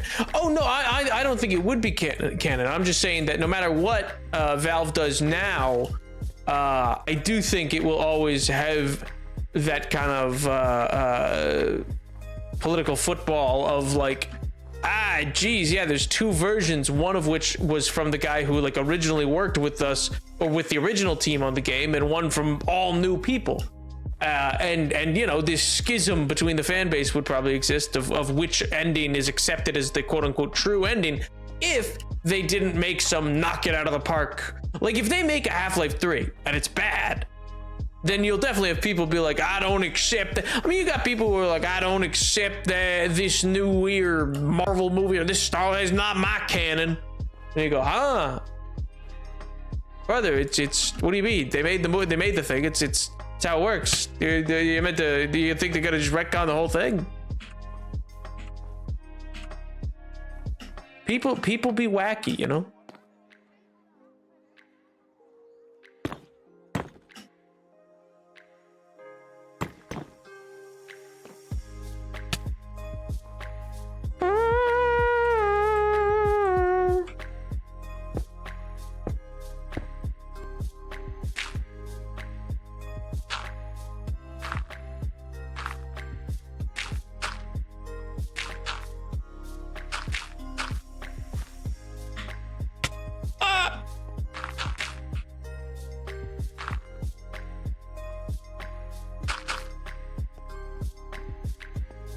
I think this is exactly why Laidlaw regrets posting Epistle 3. Yeah, and that's the thing. Like, I think he feels bad probably for the sake of he's like, oh, I didn't. Which totally easy to not think about, or be like, well, no, it is just my personal take. Nobody's gonna to take this and run with it as some like scripture.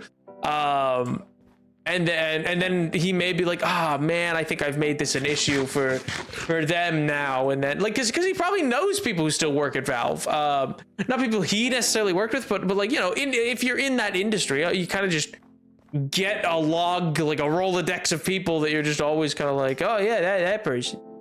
Oh yeah, we work together. I know their work or whatever. I need to put the little carrot nose. And then it'll be beautiful. Tim Kaine got hired at Obsidian recently and made a vague post about working on a new project. We won't be able to guess, and it's not New Vegas 2. It's New Vegas 3. Genius. He knew. He's like, hey, yeah, we're making New Vegas 3. We're jumping to. We don't even need it to.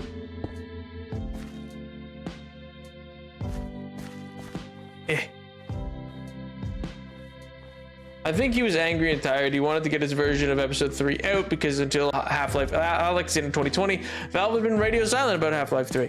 Yeah, and I'm sure, like, for him as a creative or like as a writer, I think that's like, you know, I don't know what time this thing got posted, but my guy might have like had this written for years and just be like, you know what? You know, maybe he had one too many sody pops that night, and then went, I'm posting it. Woke up the next morning, oh man, I shouldn't have done that. You know what I mean? Not like I regret, like this is the worst thing anybody's ever done, but look at him, he looks so good. He looks so cute. Oh, look at that little guy. Oh my god.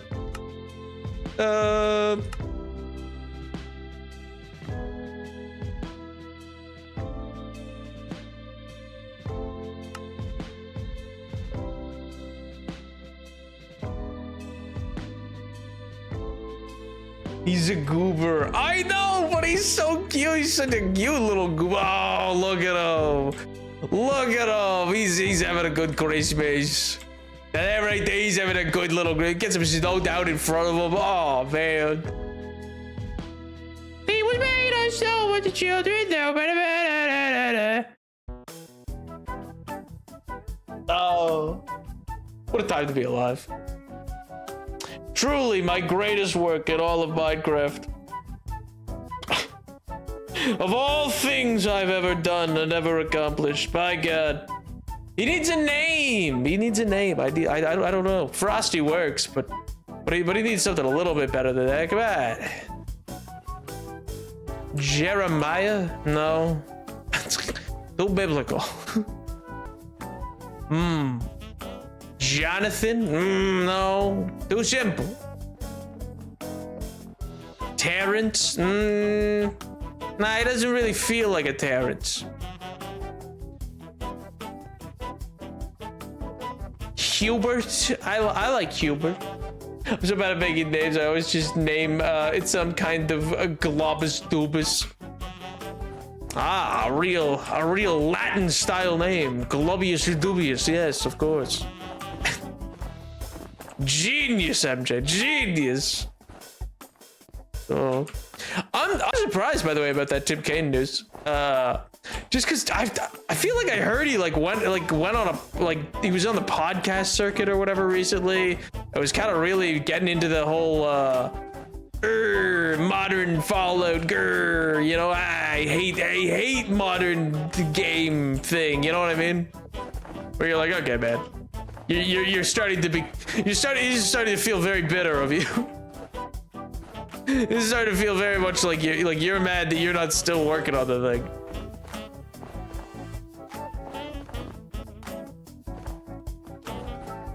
I could be thinking of somebody else though. I don't know.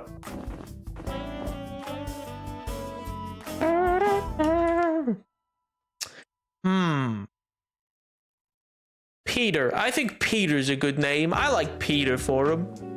Peter the Snowman. Now we got a nutcracker, we got a snowman, we got a reindeer, we got lots of little candy canes, Christmas tree and a Christmas tree, little log cabin, little cabin.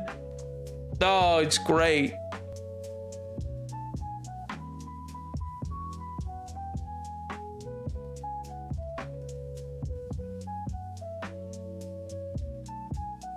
Anyway, it's fantastic time of year, don't you think? Don't you think?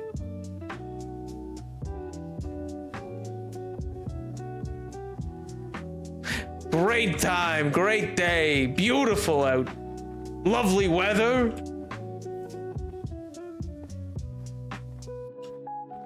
I can't wait to bring David out here. He likes coming out to make snow angels, you know? It's fun for him. And it's fairly safe out here. I try to make it festive. Keeps things light, you know?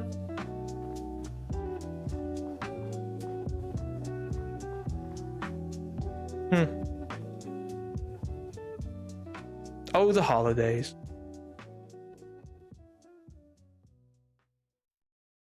But anyway, you know, what a time to be alive. Bop, bop.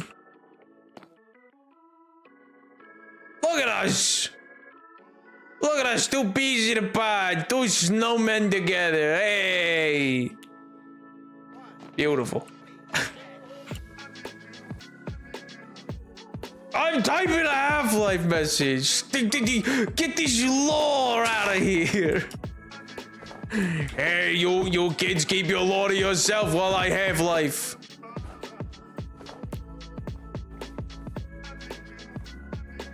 Oh, man.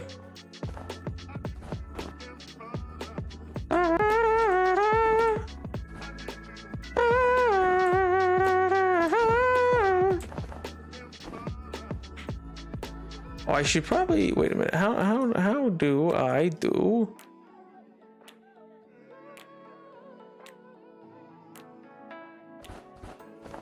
Yes. And another.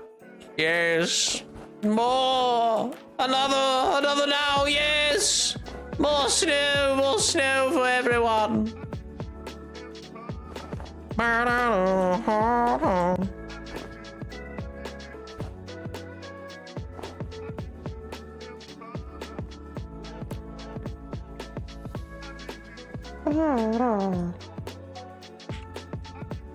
They spoke about this around when Alex came out. So there was 6-year gap between Half-Life 1 and Half-Life 2. So they started doing Half-Life 2 episode 1 and 2, trying to make smaller games faster, but scope creep bit them, and the episodes became long projects. Anyway, they felt like it could take too long to make episode 3, and should wait for Source 2, and then it just never happened, and they regret it because they could have gotten Half-Life episode 3 done if they didn't wait. Gaben blames himself. Yeah, I do. I actually think I have heard that, like as a quote unquote like regret for him, which is interesting because it's just kind of like one of those things that like, yeah, there's like really just not the ability or will to do it. Like in some cases, like they could have tools that are more powerful these days. Like, so it's not like, oh, the game itself is like impossible to make, but it's like the assets and stuff that existed, like to truly update you know, in engine and stuff like that, all the assets they need to, and pull everything together. Like, they're basically starting from scratch, and it's like, you really gotta have a need to do it. Which is why, actually, I do wonder if they will make Half-Life 3. This is the one, I think if it were ever gonna happen, the launch of the Steam box will be what brings that to bear. I can't foresee them having any other time of the year or time in their existence to be like, oh yeah, unless they were like, you know, about to go belly up, in which case they won't have time to make it anyway. You know what I mean? It's like, oh, if Valve's at the point that it's desperately Hail Mary in making a game so as to not, you know, financially go into ruin, it's too late.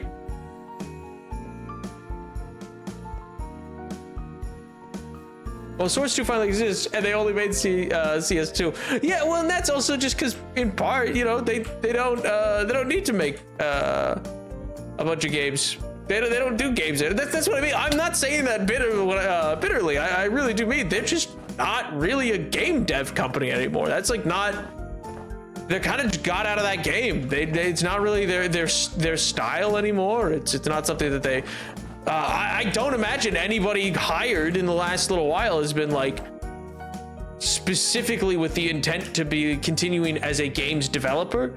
Probably a handful of people, but for the most part, I'm sure their focus is on optimizing and offering better and better experiences with Steam as they can, and wanting to improve that. No, I'm saying they got the tools and the new hardware, and the Game Awards now is. Yeah, well, that's the thing, and that's I think that's the only thing to give them the will, because yeah, even though they have the new engine, like investing the time, effort, and energy to like actually make you know, like the updated versions of so many objects and stuff like that, like even just down to like the suits that are worn and stuff like that. Like, I mean, Alex at least was like a good test for them to be able to be like, oh yeah, we're working on building out an inventory of oh, I'm blanking on the term, but in engine pre-rendered now like objects like barrels and stuff like that, so they look the way they're meant to in a Half-Life game. You know what I mean? but also nothing ever happens. Nothing ever happens to me. Surely this time though. Surely Gabe Newell takes the stage and just goes, now's the time, baby. Never before, but now, ooh-wee. You know, maybe he calls upon his legions. I don't know. Do you think we're gonna get anything Fallout related? Like, with regards to the fact that the new season's about to drop. I can't imagine the Game Awards. I mean, probably just a trailer or something, but I can't imagine they don't have any tie-in. I bet Walter Goggins. I bet he gives out one of the awards. I bet Walter Goggins like announces a game, or is like one of the people tagged to like announce a thing, or like one of the cast members. But Walter Goggins being the most likely for quote unquote cool factor. But they might get the actual Lucy or whatever. It's Lucy, right? I'm not crazy. I'm blanking on the actress's name. I don't know, Stanley Parable also recreated the source props in Unity a couple years ago. I don't think it's that's the big hurdle. You'd be surprised the time and effort needed to dedicated to making assets like that's typically cited by most companies for like why game when they switch engines they don't continue with games and stuff like that.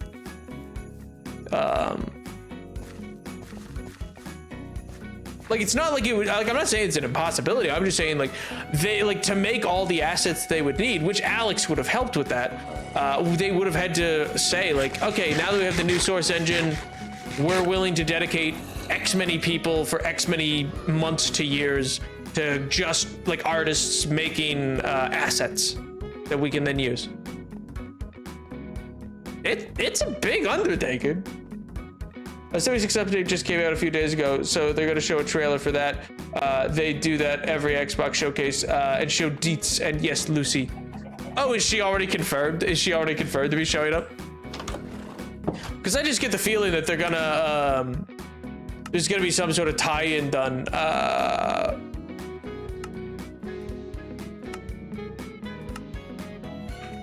Because you know that's fun and cool and whatever, and they'll be able to be like, oh, look, gamers, yes. Oh, you're saying I'm correct. That's her name. Well, yeah, I think one of the cast members will show up and announce game or whatever, hand out an award, and or say like, and now look at this, and then turn the screen and people go, oh.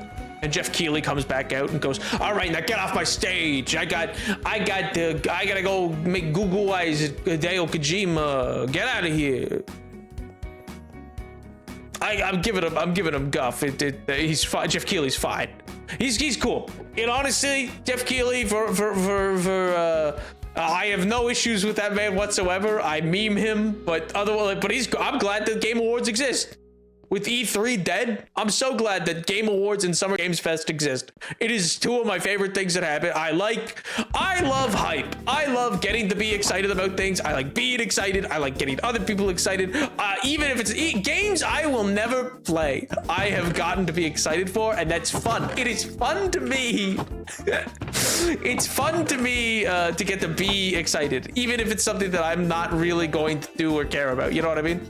But I get to experience I love an occasion, you know. I love this is a known fact on the Napoleon this happens, but I love getting to celebrate things. I love getting to be hype about things.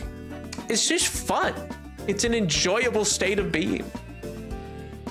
Even if the 76 update already came out, they always show the trailer at the showcase. That's fair. Has the trailer come out then? I mean, I know the update's out, but did they do a trailer for the update? If so, I'm curious if they'll have like a different one made for the Game Awards, or just rerun the same one. I mean, it's like lots of companies will like also just do it because it's like that's the largest audience of gamers.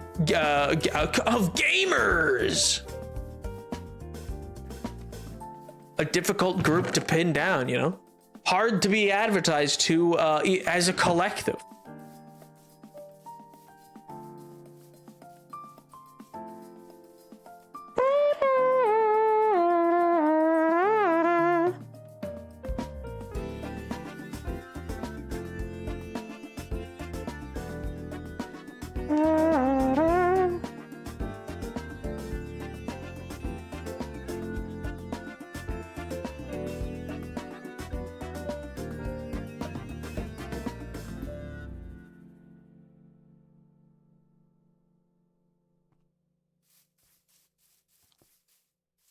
I played it a bit. It's very atmospheric. It's most wasteland in 76 so far. That's true. 76 has never been very wastelandy, has it? It's interesting. I assume, is there a lot tied in for 76 for what do we call it? It's kind of weird that Ghoul shows up because he's meant to be on the West Coast, but is there a lot of tie-ins to Fallout 3 at all, or like references, given that it's nearby Washington, right?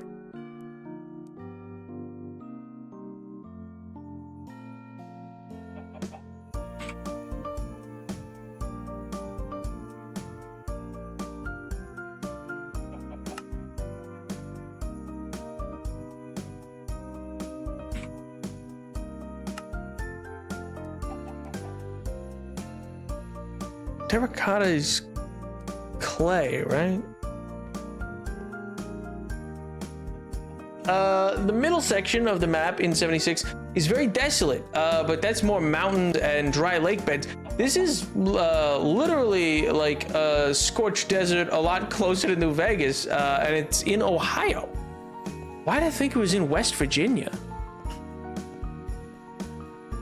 I thought 76 took place in West Virginia. That's crazy. I entirely was wrong. Whoops. I didn't know it was in Ohio. That's crazy. I wasn't planning on meeting the Ghoul, but I guess you can run into him, and he doesn't look that good. I mean, he's a ghoul. He's a ghoul, man. How good's he meant to look? Is he actually just like poorly rendered? That's crazy. That seems insane. Why would they add him if they're not gonna render him properly?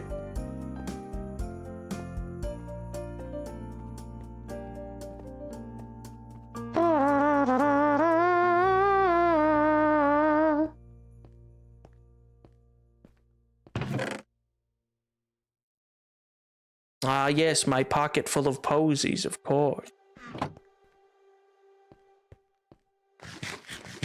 76 is in West Virginia. You cross the Ohio River into Ohio. Oh, that makes sense. 76 has their Fallout 4 style ghouls, but he looks different, and I don't like it. They're trying too hard on him. Oh, so he breaks the immersion because he doesn't look like other ghouls because he's overly designed. He's designed too much. And so he looks out of place in the game. I could definitely see that happening.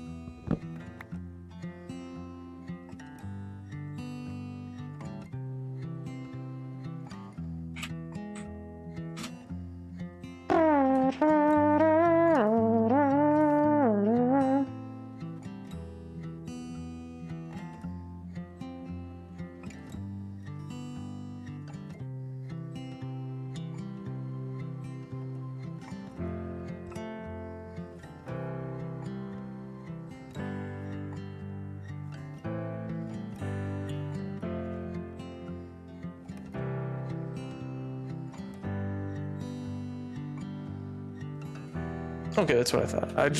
I was double checking. I was like, terracotta is just smelting clay, isn't it? Yes, it is. He looks like clay. Hey, speaking of. So, like, what are we doing on Thursday until 7:30? Well, that's what I was saying is I'll probably start stream a bit later because, like, it's gonna go past, probably past 9. You know, like it's gonna go pretty far. I don't think it'll be like forget nap past 8. You know what I mean? Like 8:30 nap, that's gonna get blown out of the water. It's probably gonna go past like 9:30 or 10.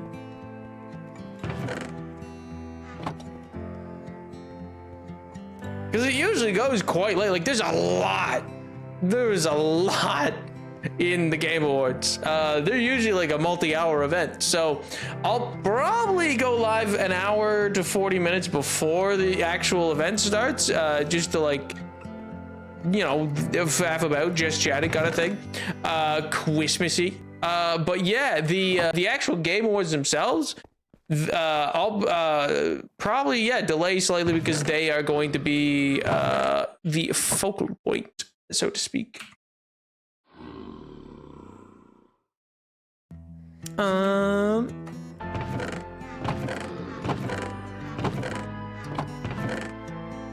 I do have Democrat. I would like some more. Do I not have any more made up? Come on, Dep. Surely you made more terracotta. I know I made more terracotta. I was like, I'm pretty confident I had like lots, but all right. Wait.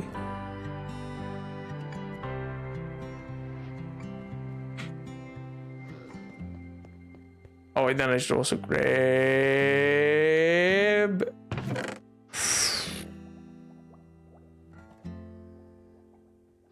Yeah, let's grab all that. And do I think I need?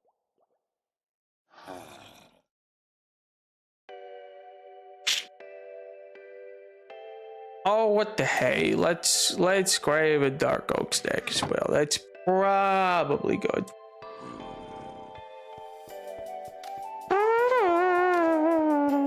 I have a music recommendation for you, but I have to find the name of the song in the band. So you have a music recommendation for me, but you don't have, the information of what to recommend. Heck yeah, man. Well, when you do know the song of the band, do let me know, because I'm always looking for new music. New things to spin. I mean, my Spotify rap is once again obliterated and ruined entirely by Harris Heller and the Skyrim soundtrack because of D&D and streaming. But alas, some sunny day I will. I actually heard that that you can tell Spotify to not include playlists. So potentially, next year I can have a Spotify. I don't know. I have to look more into that. But supposedly, you can go. Actually, don't factor this into who I am. All right, I don't actually listen to this much of Harris Heller if it weren't for stream. Spotify, monsters that they are. Also, I will say the Twitch rap crazy, insane. Both for like the number of hours watched that I have from like you guys, insane. It's truly an an awesome number in the original sense of that word.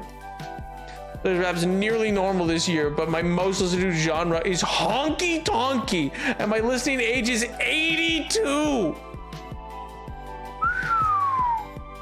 Dang, dude. Dang. I thought I had it rough. I thought I had it rough when I had a listening age of like 31. I was like, man, Spotify just said I'm unk. No. Meanwhile, that's probably just because it's a bunch of video game OSTs.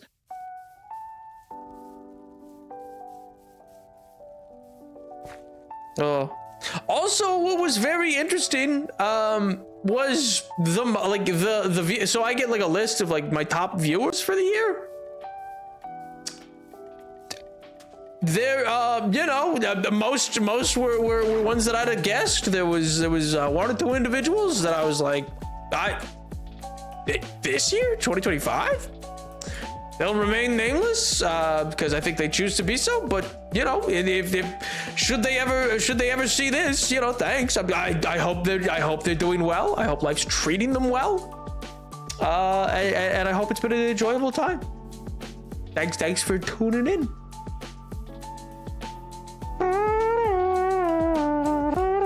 The rest of it is rap and funk and hip hop and Tyler the Creator, and De La Soul, but freaking honky tonk #1, come on!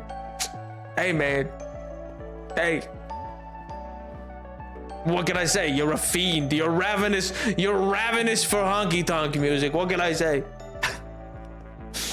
It's a known fact, MJ. I'm sorry. It's a well-known and preserved fact. MJ famously loves honky-tonk music. We've been knowing, you know.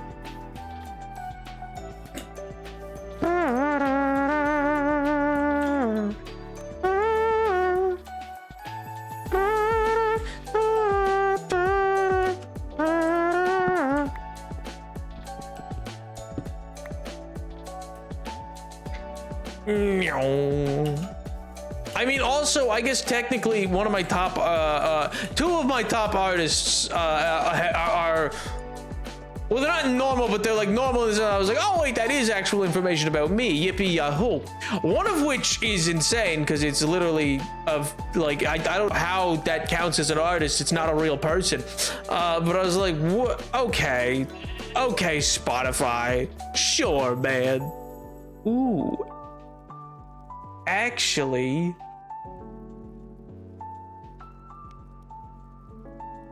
maybe I do want it to be. No, we'll do it back here for now, just to get a better idea of how it'll look overall. Which I need to use to get to, which will be 1, 2, 3, 4, 5. 1, 2, 3, 4, 5.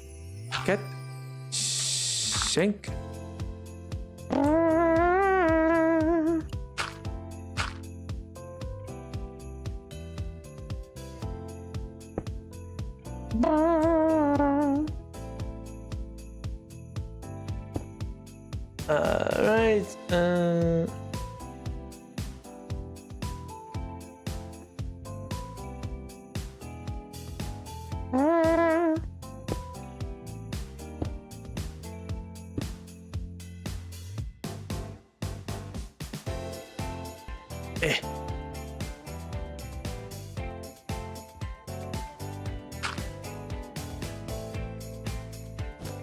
Well, that's just. I didn't want that red there, please. Oh. It is funny, I will say. There's too many things, I think, these days, though, that are trying to compete for what Spotify is. I got a Wrapped for YouTube. Like, YouTube was like, oh, your year in review. And I was like, what? What do you mean? And it's like about both, like, viewership of me, but then also like my year in review as a consumer of YouTube. I was like, I don't want to know that. What do you mean? hey, what are you doing? That's something I don't ever want to have to reflect on. You want me to what think about what I've been watching? No. Then I'll be like, oh, I've been watching too much just slop. Oh no, I have no. No, I like stats. I like numbers. I do too, but I don't want to get. I like the stats and I like the numbers. I just don't want to be smacked to the face with my sin, with my avarice and sin, and I go, oh no, my greed. I mean, greed isn't really a factor, but still. Why would you do this to me, YouTube, please?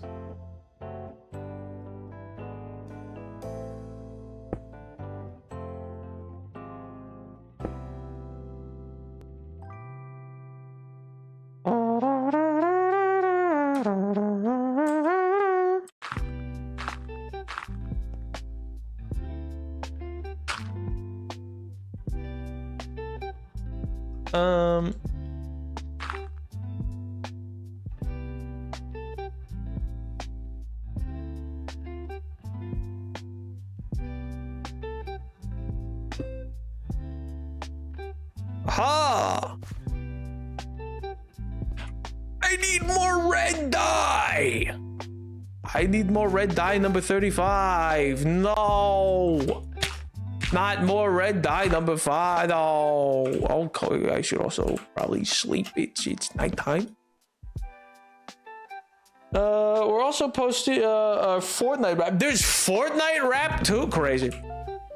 I mean, it's a very simple thing that Spotify did originally, I get, where they just literally like, yeah, we have all this data. So anyway, we just got an algorithm that will provide you your data in a fancy, like, you know, in a fancy spreadsheet format, basically. Kind of, in some cases, it's also a little considered. You're like, wow, you know a lot about me, huh? I feel like I end up every time just be like, Spotify, I don't know how much I like the fact that you know what I was doing in what month and what. They're like, we bet this month was really exciting for you. You listened to the Hype Up song 6 billion times. And I go, don't ask me about my business, Spotify. Similar with YouTube, where they're like, wow, you really like this topic from this month to this month. And I go, you stop that. It reminds me of, like, I don't know if you've ever seen that, like, video of one of those, like, Facebook, like let's revisit your memory things or whatever, where it was just like a guy's memory, like he only had 5 pictures or whatever to work with, and like 3 of them were sad, and it just kept going of them reviewing, like, I think one was like his car totaled or whatever, and oh my god, I don't know if you've ever seen that video. It is tragically funny. Isn't official, to be fair. It's by a third-party site that just checks your stats and pulls them in a nice little image. But Discord has an official rap this year, and I thought it was, which I thought was crazy. That is actually a little crazy.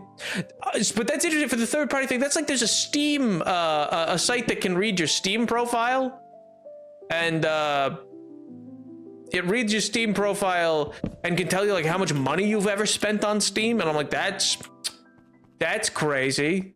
I mean, only if you have a public profile. So like, it doesn't work for me, and I refuse to make the profile like available. But I was like, oh, that's a lot of information, Steam. I don't want to know in the cold light of day how much money I've spent on strategy games I don't play. What do you mean?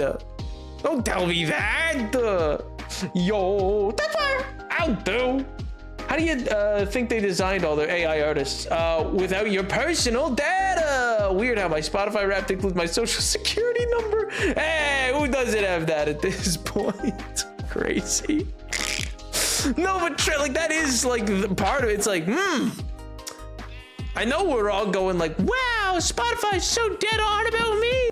But also a little concerning, Spotify's so dead on about me. You know what I mean? It's like, hey man, I don't know how I feel about you having this much of my data.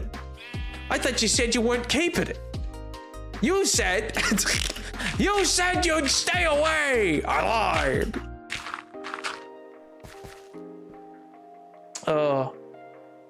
Okay, ready to write my music recommendation dissertation. All right, lay it on me. Let's hear it. 1 for the money, 2 for the show, 3 to get ready, and 4 to go, I suppose.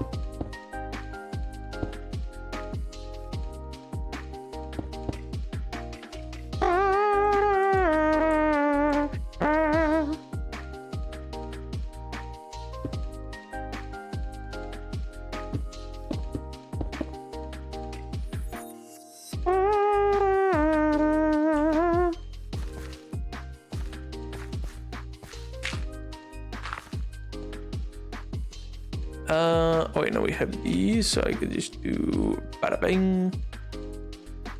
Gonna need a good number of trapdoors. Once again, I don't know how this going vertically gets me 3 full-size doors, but doesn't even equal 1 door's worth of trapdoor. Minecraft, of all the things you could fix, you know. Yeah, but please, let's get rid of the patch number, I guess. Let's change that. Next year's Spotify Wrap will include whether you need a colonoscopy. Yeah, it gives you your blood type. It goes, we think you're negative. Huh? You what? You know, we believe you're O negative. Who told you that? Where'd you get this information? Don't worry about it. It's just that's not really important, is it? I think it might be vitally important. What do you? Spotify, get back here. Spotify.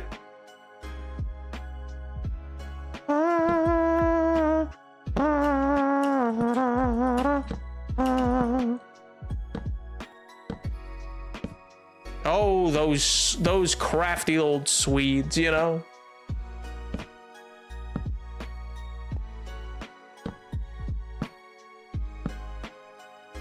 Just not enough ferrets.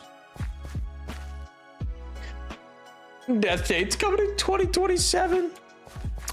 Well, I mean that's actually useful, or a threat. Depending on how they frame it, you know. I hope it's your death date, but still with the quirky little like, hey, we think you're a vampire or whatever. Like, hey, we think your your music age is up. It's over. You're dead. You're dead, friend. Huh? And the Spotify hit squad comes after you. Ooh, boy, what a hit record, you know. So today I am recommending you a quick one before the eternal worm devours Appalachia by Lizard in the Springs. Of course, as we all know. This is a cover of a quick one before the eternal worm devours Connecticut by Have a Nice Life. The original song uses more guitar and is the beginning to an indie shoegaze album, whereas the cover uses more folk instruments common into Appalachia, such as banjo and other synths. Ooh, it's very reminiscent of Outer Wilds music, which I know you enjoy, but as a much darker mood building in intensity, with the synth making a siren sound in the background until it's overwhelming. It is as if Outer Wilds was going through a nuclear apocalypse and has sirens to warn them. First of all, as a statement alone, that goes unbelievably hard. I need you to know that. Second of all, where's my pen and paper? That sounds sick. That sounds awesome, dude. Like, genuinely, I need to write this down. Because there's no shot I remember that full name. A quick one before the eternal worm. What the hell's the eternal worm? Eternal worm devours Appalachia by Lizard. By Lizard. By Lizard in the Spring. Crazy name for a band. That reminds me of there's a song by another band called Church of the Cosmic Skull. I think the song's called Evil in Your Eye. That for whatever reason, that's what's coming to mind with the description you've provided. I don't know if it'll sound the same at all to this band, but in my mind's eye, that's kind of what I'm picturing, I think.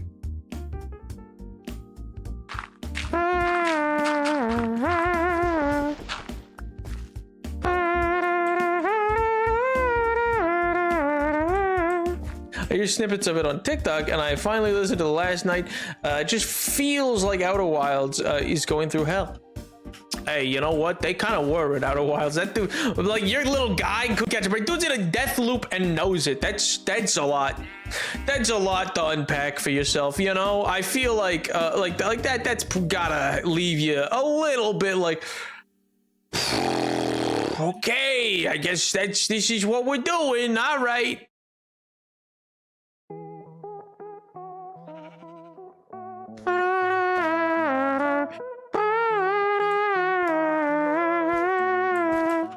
What song by Church of the Cosmic Skull? Evil in Your Eye, or Evil Within Your Eye, I think is what it's called. There's I think that's what the song is called. That's like the vibe I'm getting, I guess, more so than the explicit sound that I'm picturing.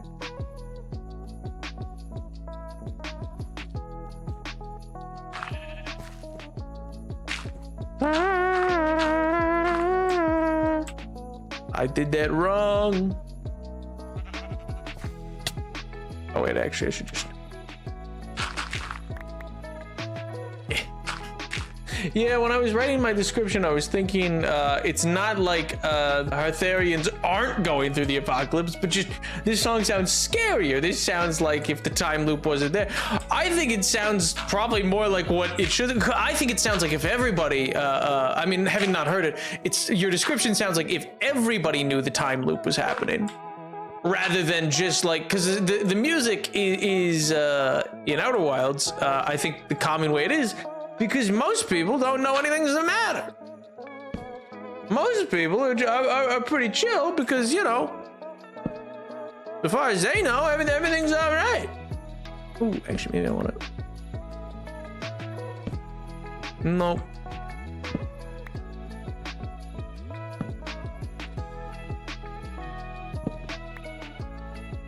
What if I do... This might put too much distance.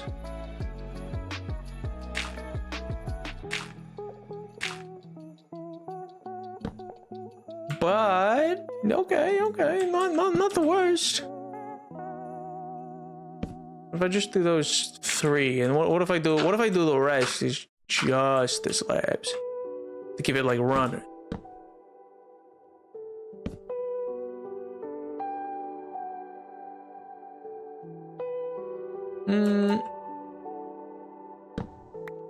What if for the last one it curls up slightly? Yes. I like that. I like the curl up look. Yeah, because it curls up at the other end of the slide. Yes. I got a dip for D&D. Nice catching up briefly. Happy that bitch, but do it later that fire. Have a good holiday season. I hope you enjoy D&D. I hope you're winning. Are you winning, son? Because clearly it's...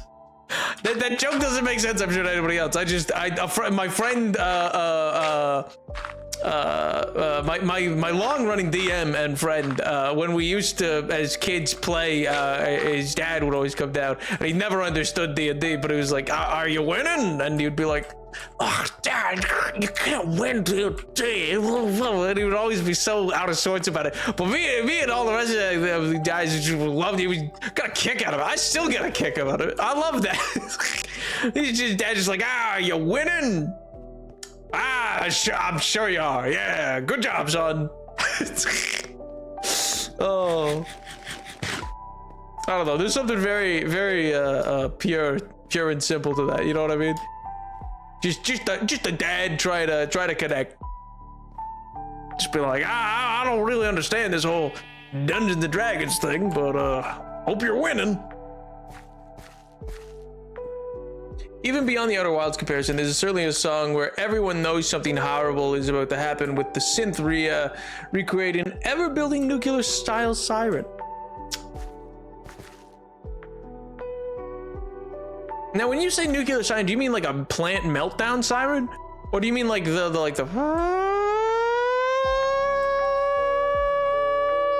like air raid kind of siren? Because one of those I think is a lot spookier. Air raid sirens are truly like just an inherently spooky sound. It's wild. The second one, yeah, the air raid sirens are crazy.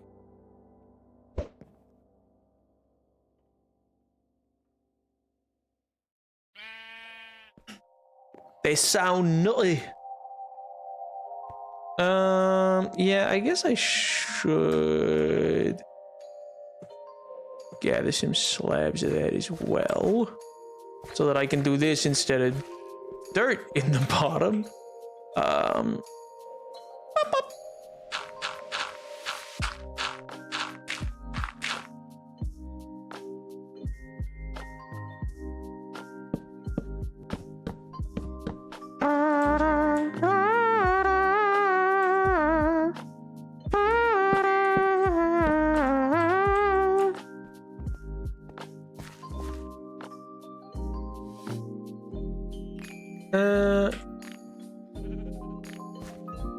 perfect. Wait, not quite actually. I have to go down 1 or 2 more to be able to get under the chassis. It's kind of like a lot of mundane. I mean, that's a non-mundane sound. Mundane sounds that are spooky, I think, are like you know, the air, which have been used effectively like trailers and stuff like that. You know, but you know, like airplane, like fastening your seatbelt noises, like the like that noise. It's a haunting sound. I don't know what it is about it, but something about the like it spooks me every time without fail. I always go, okay, I hope everything's fine. Hopefully everything's going all right. I'm sure everything's, oh, it's just a humdinger of a ride, I'm sure. Wouldn't be that anything's the matter. Oh, that'd be crazy. Little seatbelt sign flashing on and off.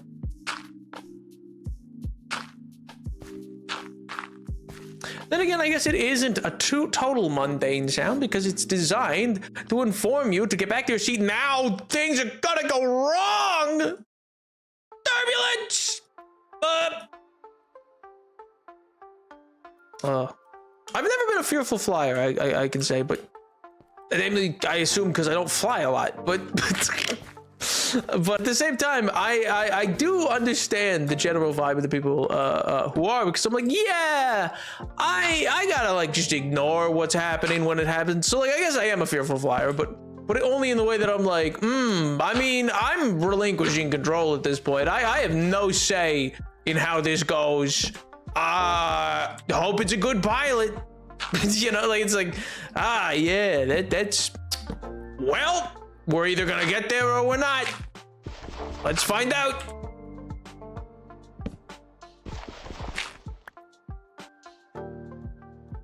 So they dropped the first image of Kai Ninjago in his normal human form for non-Lego Fortnite yesterday, and there's been a lot of discourse on twitter.com about why they didn't make the ninja from Fantasy Asia have bright yellow skin like his Lego form.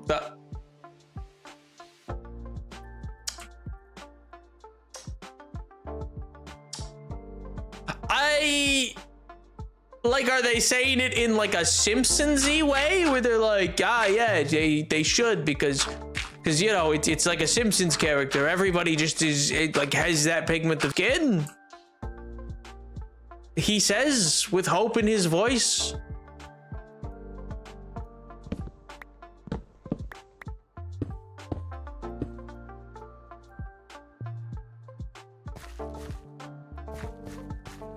I mean, then again, if you're looking for any sort of like good takes or opinions on twitter.com, I hate to tell you, King, bad place to be. I haven't been on that thing in 5 ever. I you know, the dude took over and I went, well, I'm done. I just don't delete it because my clout.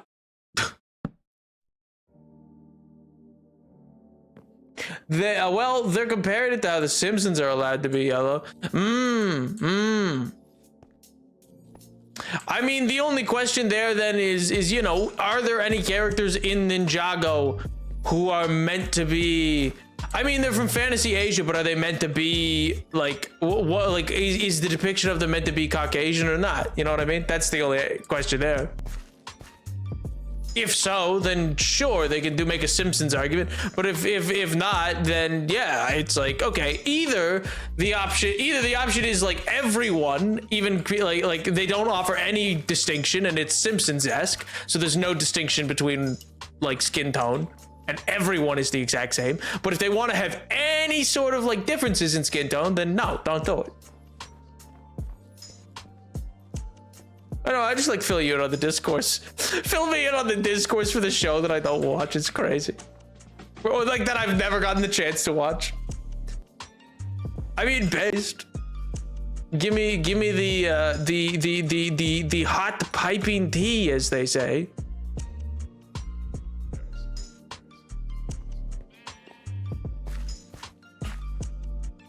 Wow.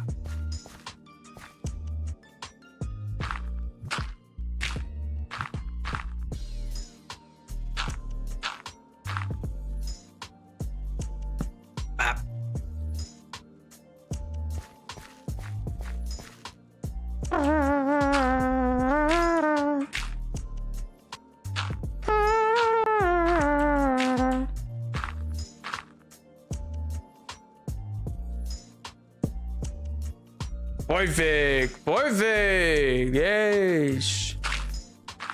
Exactly as it's always meant to have been. A little sleigh. All right, let's go see what this looks like. Let's see. I haven't attached any reindeer or nothing to it, but it should be a flying sleigh. And if I put chests in it, then at Christmas time, the textures will change and they'll look like gifts. Yeah.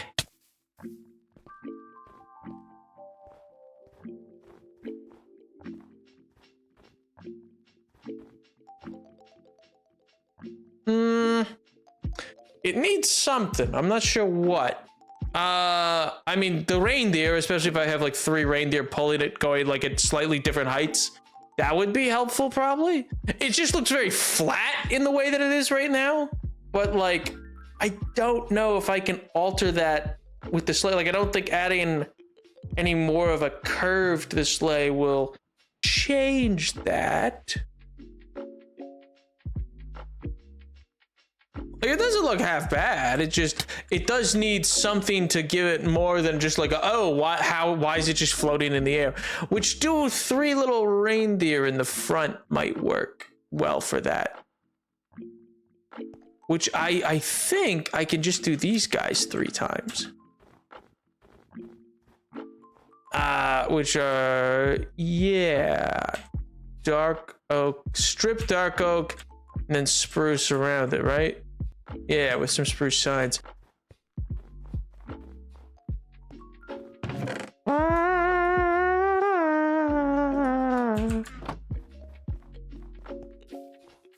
So also, by the way, so the Ninjago show that you were talking about, so that's not Lego then. They're doing like a real Tales of Ninjago, like just an animated series about it. That's neat. I didn't realize. You maybe said and I didn't realize, but yeah, I didn't realize it was meant to be like an actual animated show. Who's doing that? Cartoon Network?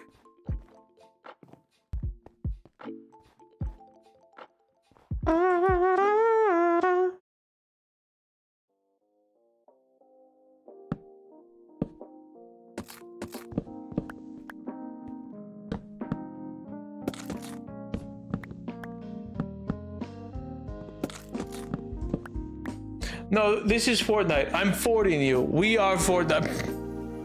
Oh, I thought you made it sound like they were doing a series. I was like, that's neat.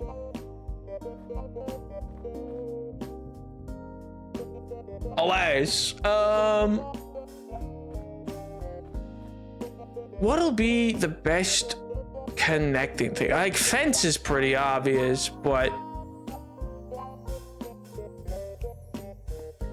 we'll do up some fencing for now, because that's easiest to do, I think.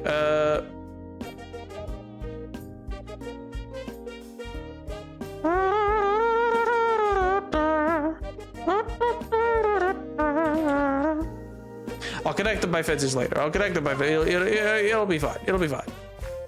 You know what? Let me just make another chest. That's gonna make life will be so much easier, Nap. Life will be so much easier. You put this little chest down, and you go bop, boop, bop, beep, bing. So many things that you don't need in the slightest can go right in here.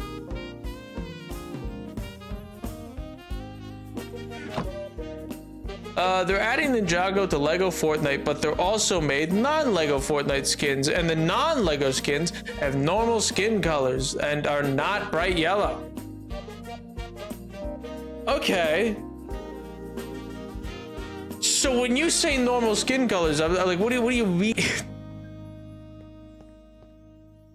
Like, I don't know. I'm not sure what I'm meant to be picturing with this, based off of the description. Are they designed to be like Asian-inspired characters? If so, then I don't see what Fortnite's done wrong. Or is it that Fortnite whitewashed people? Is that what happened? Was Fortnite like, nah, we're just gonna give them Caucasian skin, because we can.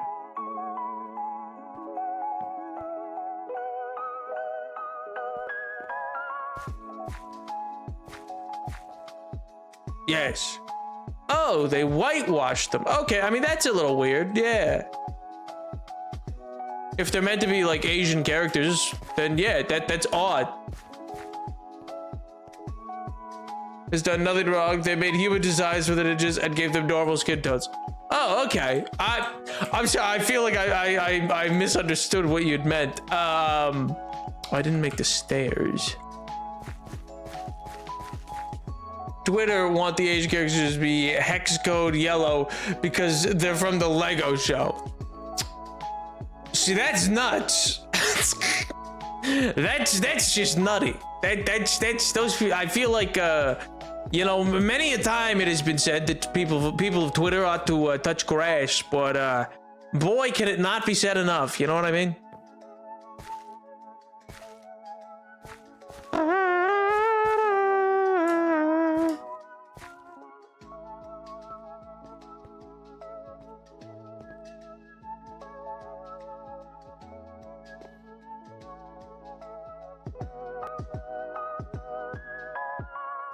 Yes, it's leg on the bottom. All right.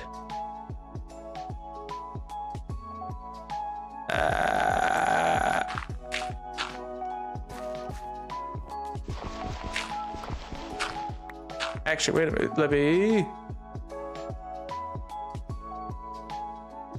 So if he's facing this way, okay, it should be.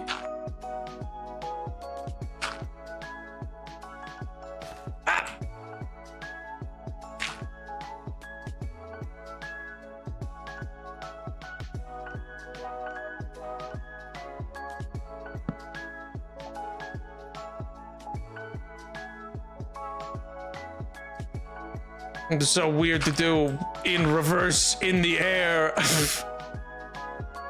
I'm confusing myself actively. But I believe it should be like that. And then yes, just a spruce block for one of the hedge. But that has a stair on the front of it.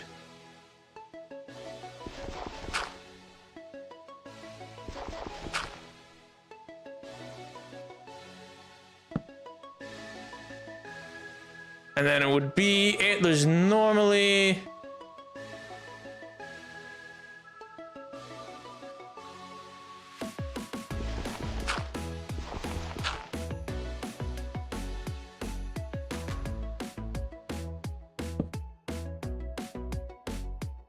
Okay, that should be correct, I think. And then they say Ninjago isn't in Asia. Asia doesn't exist in Ninjago, and you go, what are you talking about? What else would ninja and samurai be inspired by?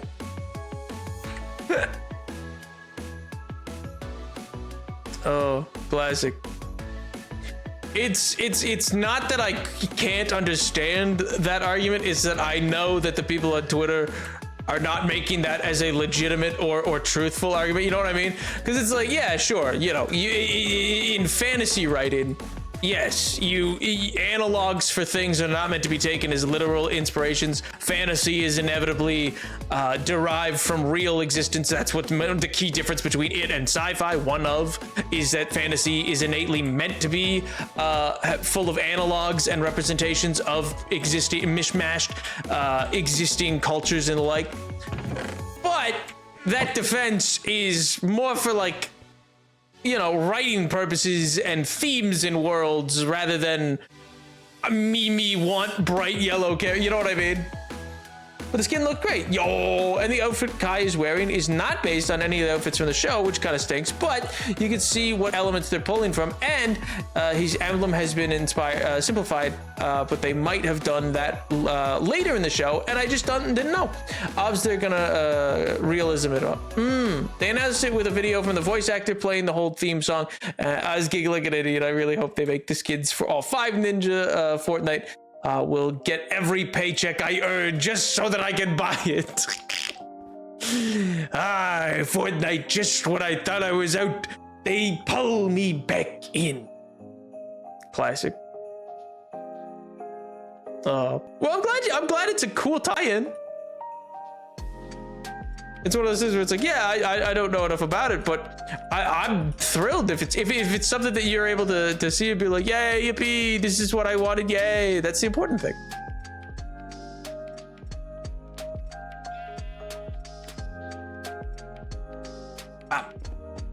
Then we go back with the signs.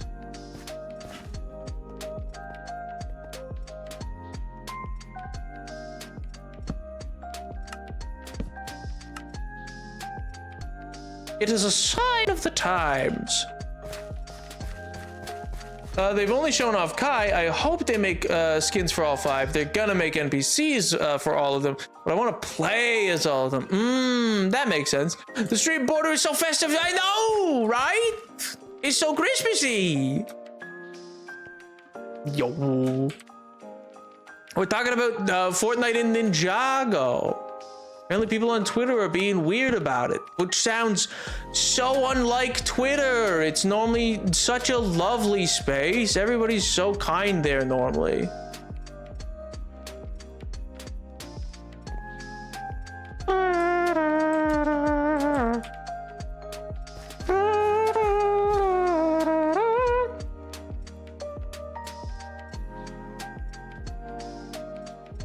Yeah, people on Twitter. Now, did you say that as like, yeah, people on Twitter? Or did you say that as like, yeah, people on Twitter? And Tyler. Oh, does Tyler also want them to be? Oh, like I said, I do think there is an argument to be made. Like if the point is, oh, well, it's like Ninjago is a fantasy world or something, and like you're looking at it for the sake of like the writing purposes of like the limitations that can be created there. Like, yes, analogs in fantasy do not have to be strict one-to-ones because they're analogs.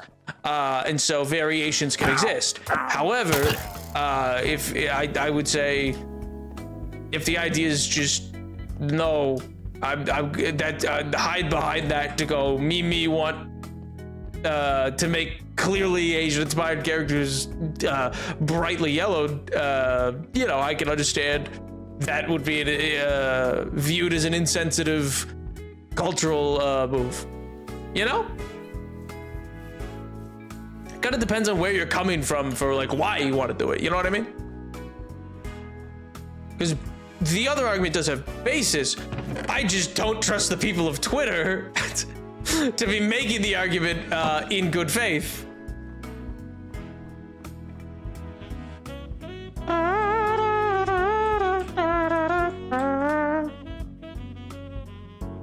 Hey, it's one down, you know? Do I have birch? I don't. I need to get birch. I need to get another birch thing.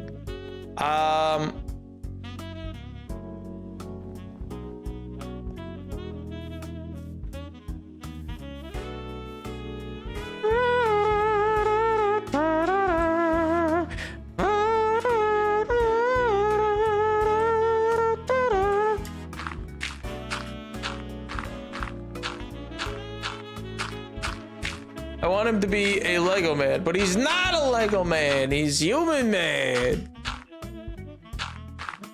They should have made his skin a Lego man. It's a fair argument, I suppose. Do I not? Okay, good. I was like, do I not have enough dirt to get up to where I need to be?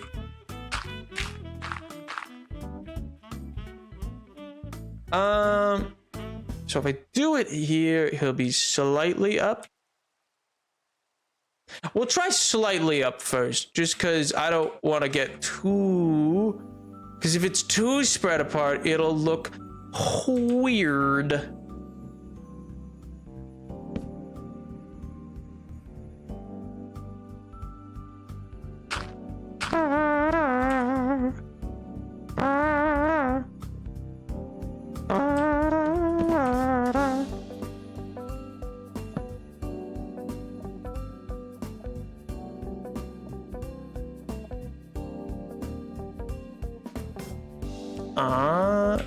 Grab that, because that's going to go like that.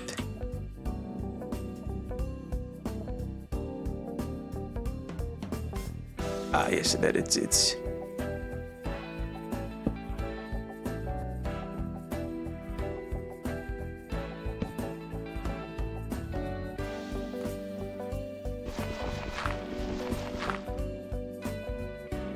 And the sides.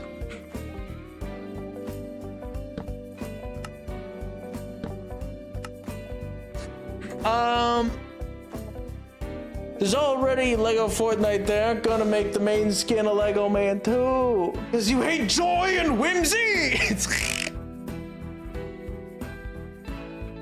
Because no, you can't always get what you want. Beware December 12th. Why are you what? Why? What is this threat? It's been a continuous threat, and I still don't understand why. MJ, I'm becoming nervous. Maybe I just won't stream. Final day of NAPMAS canceled. I don't trust it. It's suspicious. Suspicious behavior.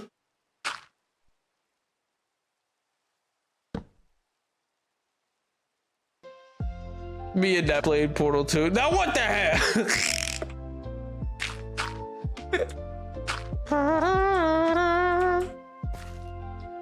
Unforeseen consequences.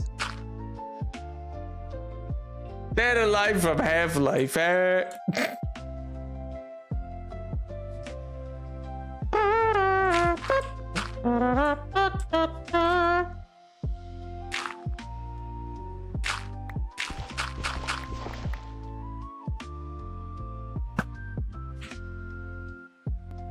Bring us a fitty woody.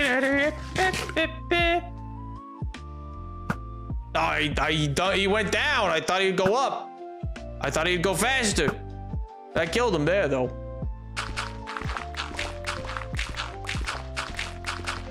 By the way, very important. Put a Muppet Shows up.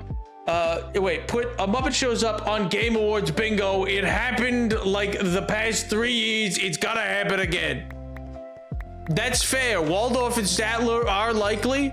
Additionally, because wasn't there that like Muppet boxing game?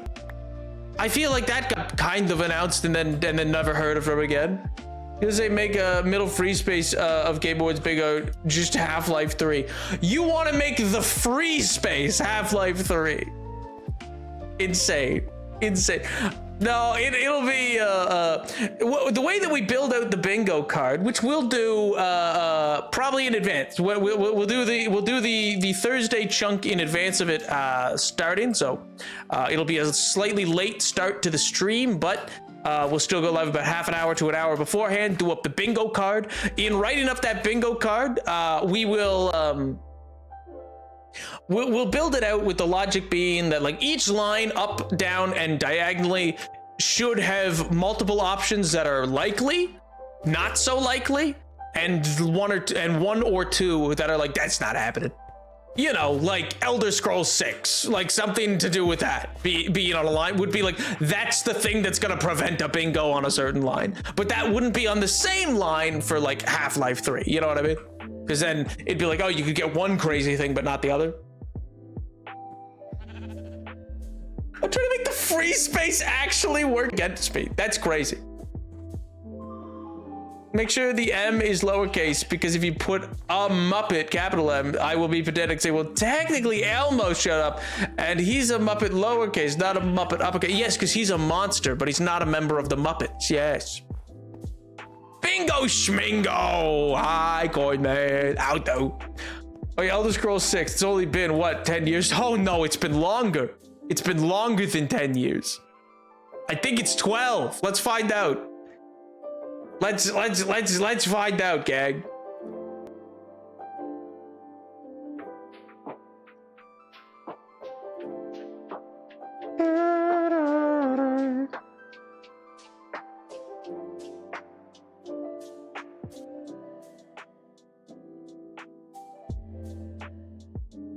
It's been 7 years since the trailer, and it's been...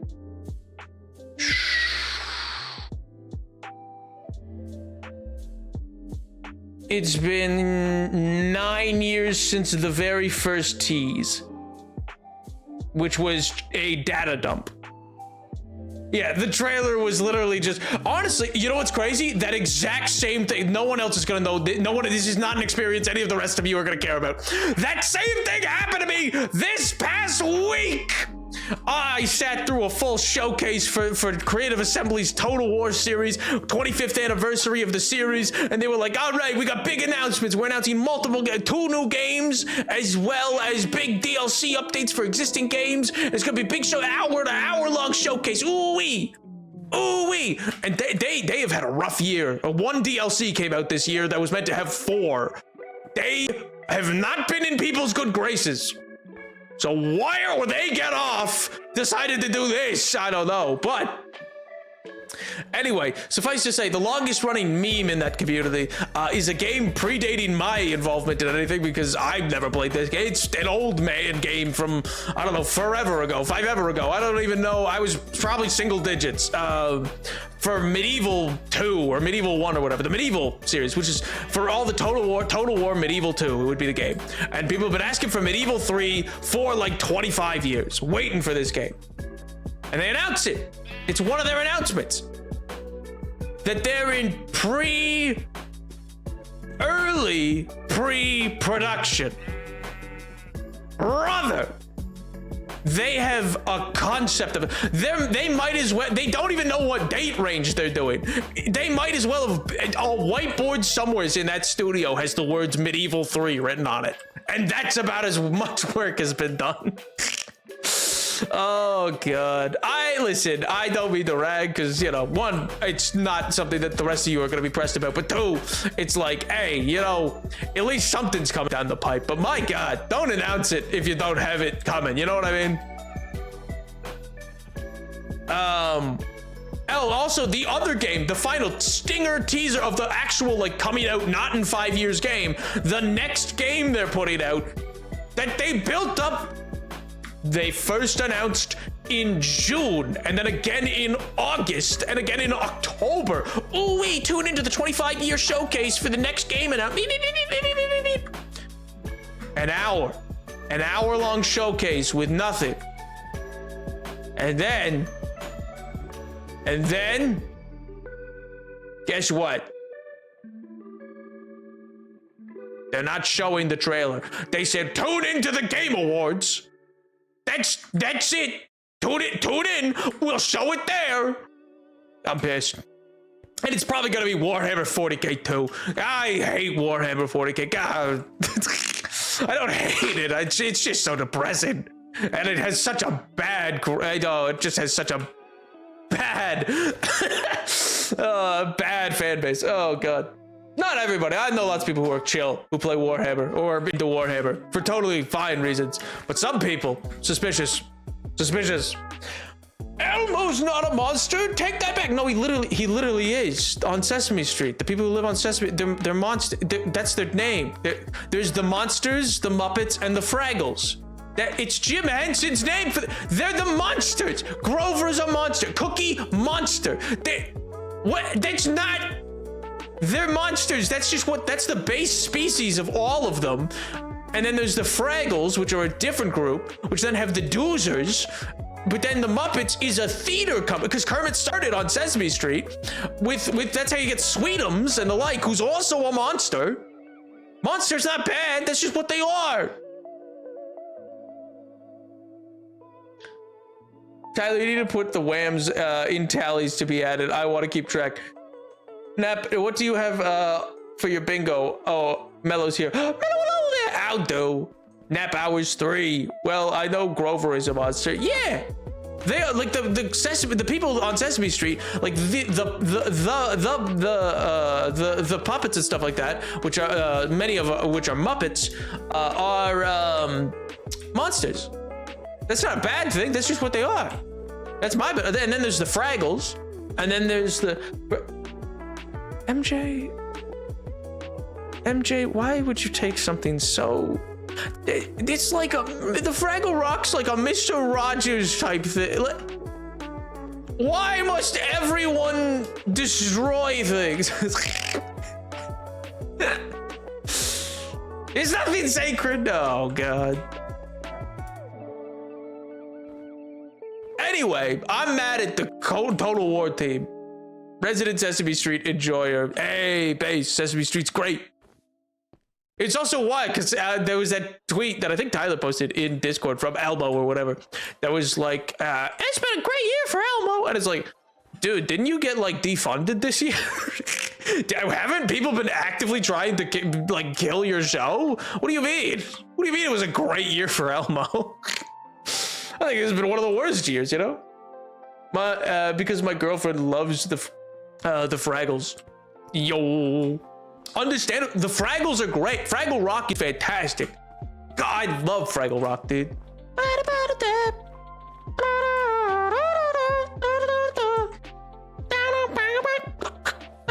I wanted to be a dozer. You don't understand. They were so good. They were so cool. I sent you the photos of the puppy museum with her wet nap. I know. I'm just. She's a big gobbo head. Based. They have so many of the old episodes on YouTube. It's a banger. He's 3. He's having a good year. I guess. He's 3. He's having a good year. Leave him alone. Oh. Heck yeah. Heck yeah. And then if I put one more just to tear up, I don't know. Actually, maybe tear up or tear down. Tear up, I think, because it's take it off or whatever.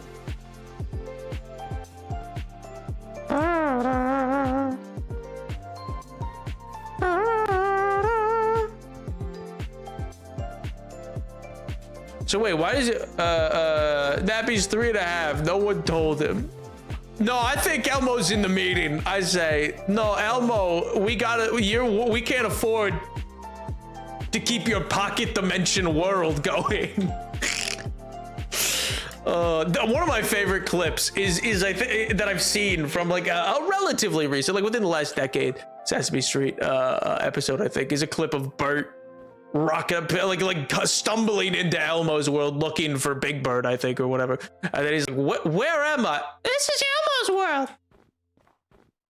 How do I get out of Elmo's world? I don't know. I don't know. Well, this is Elmo's world. He's fine. Right, Elmo. Where am I? This is Elmo's world. Right. How do I leave? I don't know. And then he just looks shell-shocked. But who's gonna feed his fish? Fish is gonna get an eviction notice. I'm sorry. It's gonna happen. It's the only way. Fish be getting evicted. What is it, Dorothy? Dorothy the fish? Is that the name? That's a hard word for Elmo. Balsamic vinegar. I'm gonna have that stuck in my head. Oh my god. That's a hard word for Elmo. Hello, Rocco. God, he's just. Oh, I love him so much. What a little guy. Also, is he 3.5? I thought he was 4. You're definitely right. I always thought, for some reason, I had 4 in my mind. Nap, I'm like a bluey adult about Sesame Street. I can't have a normal conversation about it without being, well, my favorite character is Zoe. And actually, Zoe with Rocco. Get out of here. Yo. Welcome back, Edward.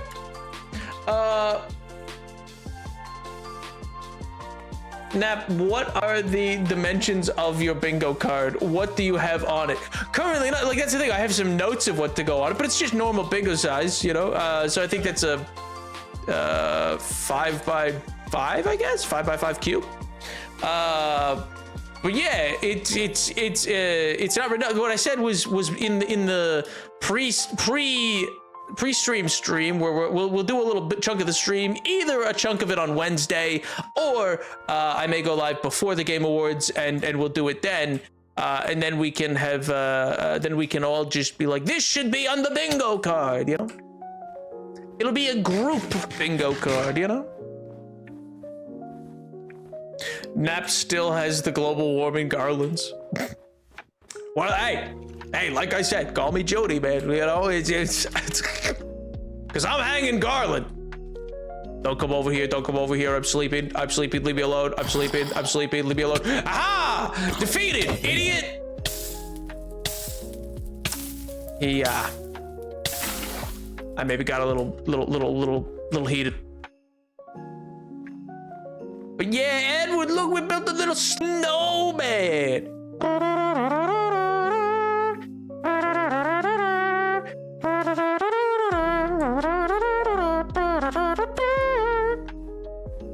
Look at him! You get away from him. Yeah, all right, he disappeared. He's so cute. I love him. His name's Peter. He's awesome. And now I'm building a sleigh with reindeer. Just like Judy, a little delusional. What can I say? I gotta have my Showtime pills, you know? Oh, God. She just wants to play pretend with her older brother like a normal toddler, and her older brother grew out of it, and he doesn't understand why she's trying to get him to play something not fun anymore, and it's a lesson to help kids get along with younger siblings according to the showrunners. See, but that's crazy, because if Elmo's 3.5, there's no shot Elmo is no longer playing pretend at 3.5. I don't buy it. That dude has Elmo's world. He goes and talks to Mr. Noodle. I actually don't know if he does anymore. Mr. Noodle might be dead. The actor, I mean. Actually, wait a minute. Mr. Noodle.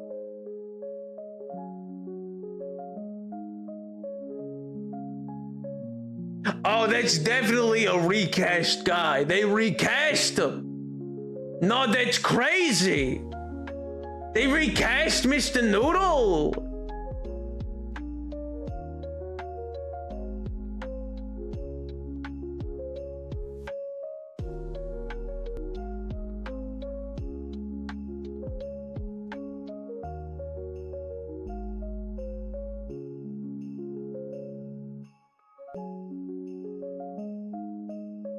No! Oh my God, actually, oh no, he died young. Oh wait, that's actually terribly sad. Hold on a second. He was only 50? First of all.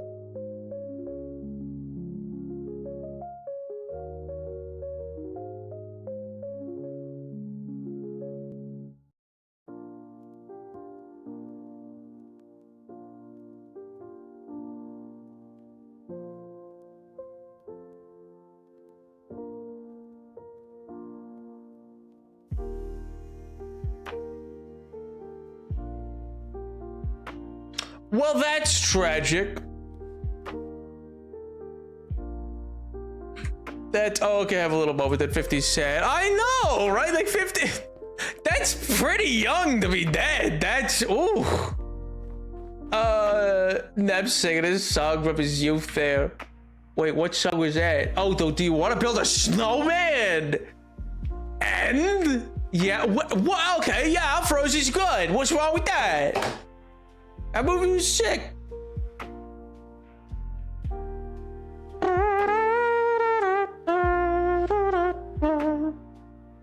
Then you have Eliza on the... My God. I was always younger and they don't always understand each other because of that. And I need to put down like a whole... Okay, but like younger, like 3, like that's why I'm like 3.5's wild. Like that's... maybe I just don't understand small children. I don't know. Maybe 3.5 is older than I'm giving it credit for. But I'm like, younger would be like 2 something. And at that point, I don't know. Are people talking at 2? Is that? Probably. I'm probably just out here thinking people are still Gerber babies or whatever. The change in silent never reads about someone's death is insane. Actually, you're not wrong. I was like, this song's gotta be impactful right now. I have a 5x5 bingo card with the middle space is Half-Life 3. I need more ideas now. You're getting ahead of the game. We're gonna do it on stream. I was gonna build the bingo card on stream. You're asking me for the ideas, and I'm like, oh, I'll do that on stream. Hard-hitting lore question. What hairstyle did the Napoleons we know of in the lore have for no reason, and also for no reason? Animation projects because I'm crazy. Well, I mean, the one for this nap currently, the hairstyle for this nap, most people get right in like the art that's been done. Lee side nap would have been slightly longer, but like often back and tied back. And then there is a nap that has been seen, but I don't think was clocked by anybody for being different than Lee side nap, but was different than Lee side nap. And that nap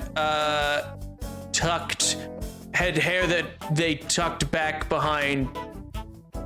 Never mind. Their ears. That's what I was gonna say. My ordinary life, thanks Napoleon, will be real eventually. Screaming to the heavens. I need ideas. I'm impatient. I'm making my own. Oh, well, you know, a Muppet will show up is obviously a good idea. Random celebrity cameo, but like random celebrity, I guess you can make two. One that of like celebrity cameo that's like, oh, a tie into a game, and then a random celebrity cameo of like, why are they even here? I would say a count, like how many times you think they will say cozy. How many games will be called cozy?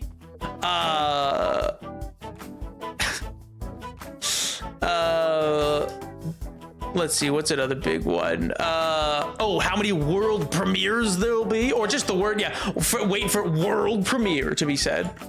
That's a big one, but that's an easy one, so I would put that in a line that has some other hard ones.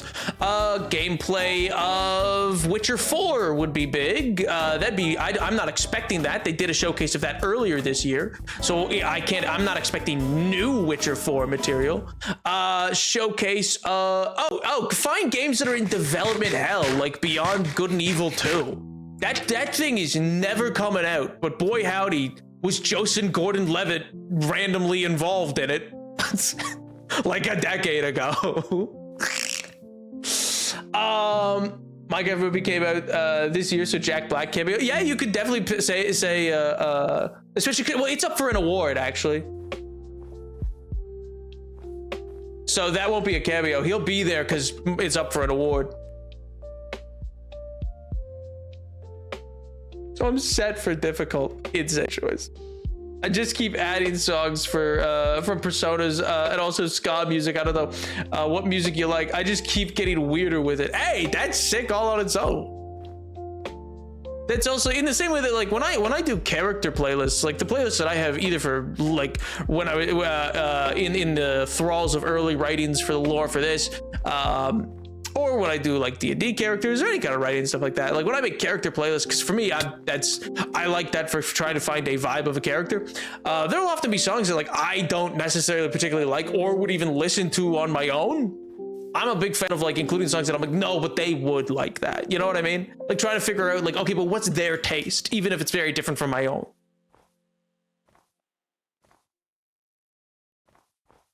Such a quirky little guy. Ska makes sense. I mean, you're not wrong. The ska music keeps coming to my mind. That's not a bad read, to be honest. That's, you know what? Ska of some sort would absolutely, I think, factor in. Either ska or something like a bebop kind of sound.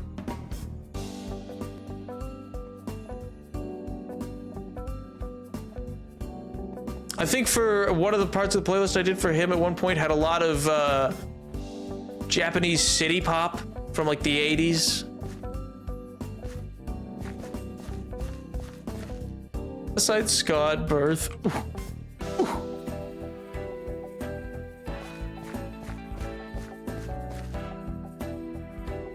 Risk is on the playlist. Crazy Frog. Oh my god. What a callback. No, I should come up from the ground for that. I should not try to climb over there the normal way. I have the signs that I need. I have that. Do I have the stairs? I don't. That's why I came up here. I came up here to make stairs.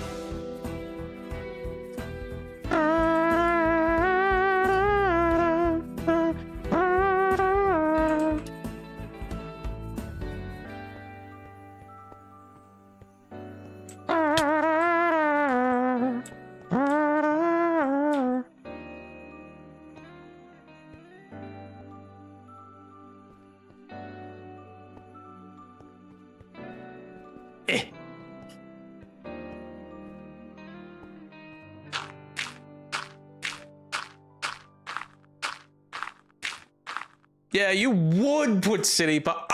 Okay. What's that meant to mean? Oh my god. What do we think of Cyndi Lauper's song She Bop? That's a tasteful choice. It's very 80s. No, Nap, they keep recommending me City Pop on the playlist. And I'm like, I'm tempted. I could put him to Cruel Angels. These I could. The shouting. The Nap, you don't understand. Oh.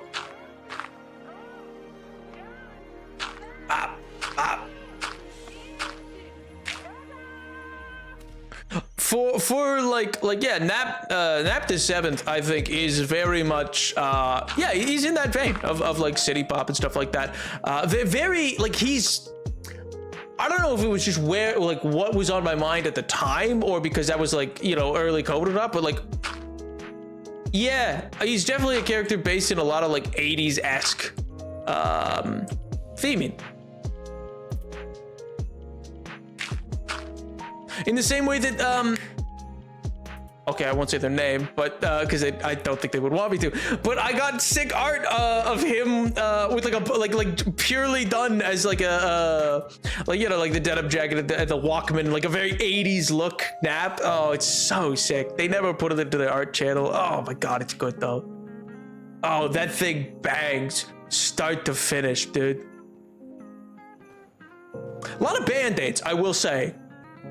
That was I was like, did he go through a wood chipper?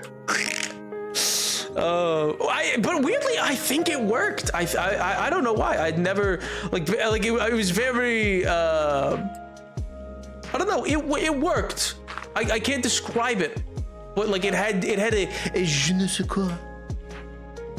But yeah, it was very oh wait, no, I needed that to be here for this.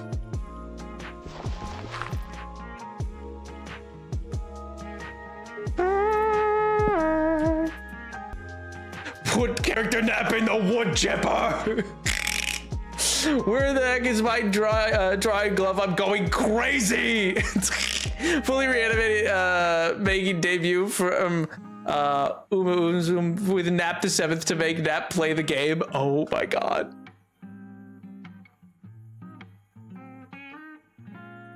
So Coca-Cola 80s inspired. Let's go. No, not that 80s. Oh my god. Or, yeah, honestly, I guess yes. A Coca-Cola mall rat 80s inspired theme was what that art did. Ran with because they listened to the playlist. And then, which it was so well done. It was so sick. For Rudolph. Yeah, that's actually a great show. Wait a minute. I wonder if that, oh, will the item frame, how do I get the item frame to be invisible? I know that's a thing that I can do, I'm pretty sure.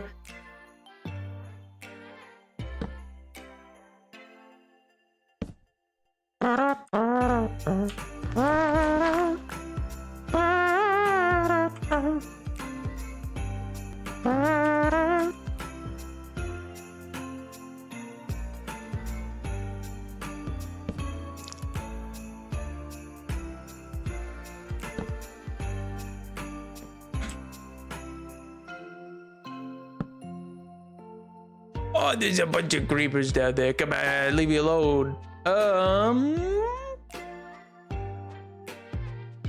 have much third left.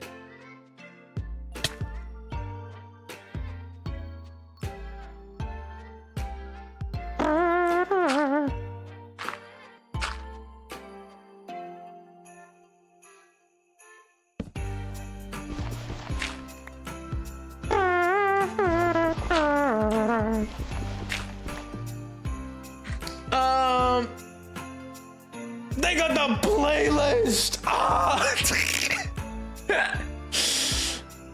Oh, this is starting next year's emoji competition out strong. True. Drop the playlist! Maybe someday, maybe someday. There's a handful, because there's ones for, the most built out playlists are the one for, Nap the 7th, David, for Soup, and for, oh, it's actually probably between Lisa and the Cleric, but that's because the Cleric had a different role at one time.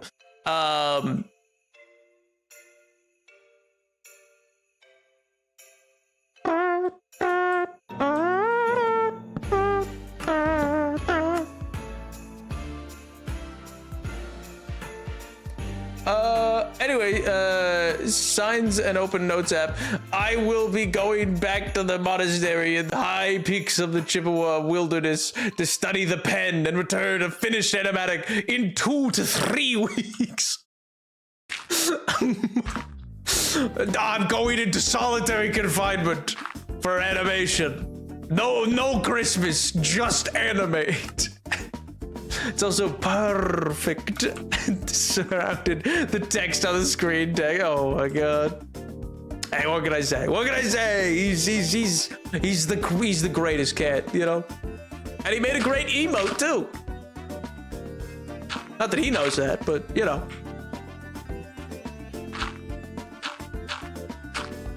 I do. It's just so. It was so good. It's like it was a photo in a set, because like the first one was like he was just getting pet and liking it, and it's like in the instant he decides he no longer likes being pet, and he just goes. Ah!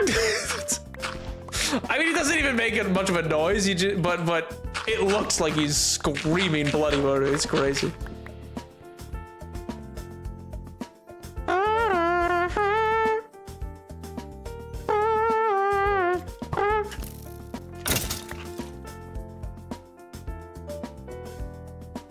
More than 3 messages more each stream until Rough Draft is finished. I will be a changed man.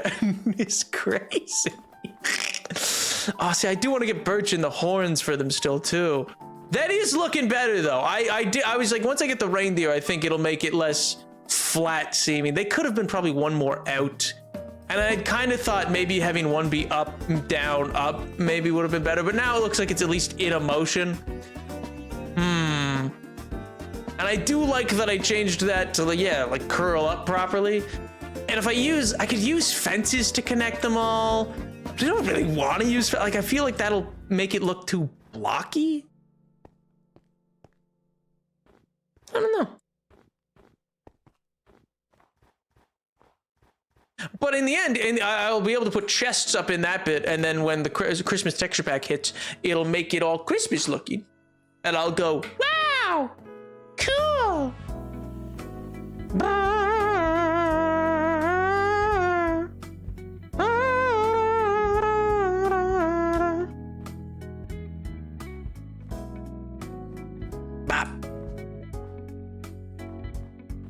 The perfect little sleigh. Yeah, once the dirt comes down around it as well, it'll look a bit better. I really like how the snowman turned out, though.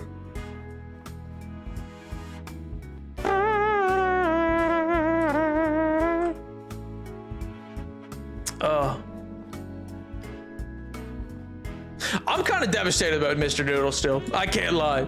First, it's interesting to me that they changed him out, I will say. I think that's sticking with me because I wonder if it was because of like how it was 2003. So like I don't know. It's interesting to me that they changed him out at all, because the first time death ever happened, Sesame Street ran with that to be like, let's teach kids.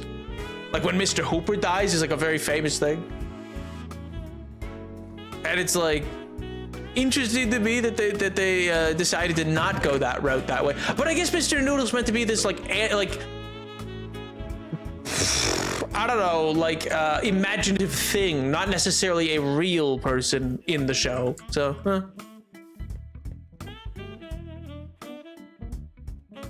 Snowman can deny the sleigh of the Napoleon the 7th going Christmas stream. Yo! Oh my god. Snowman by hit recording artist Sia. One of the only like modern Christmas songs I think I've ever heard be played outside of the year it was released.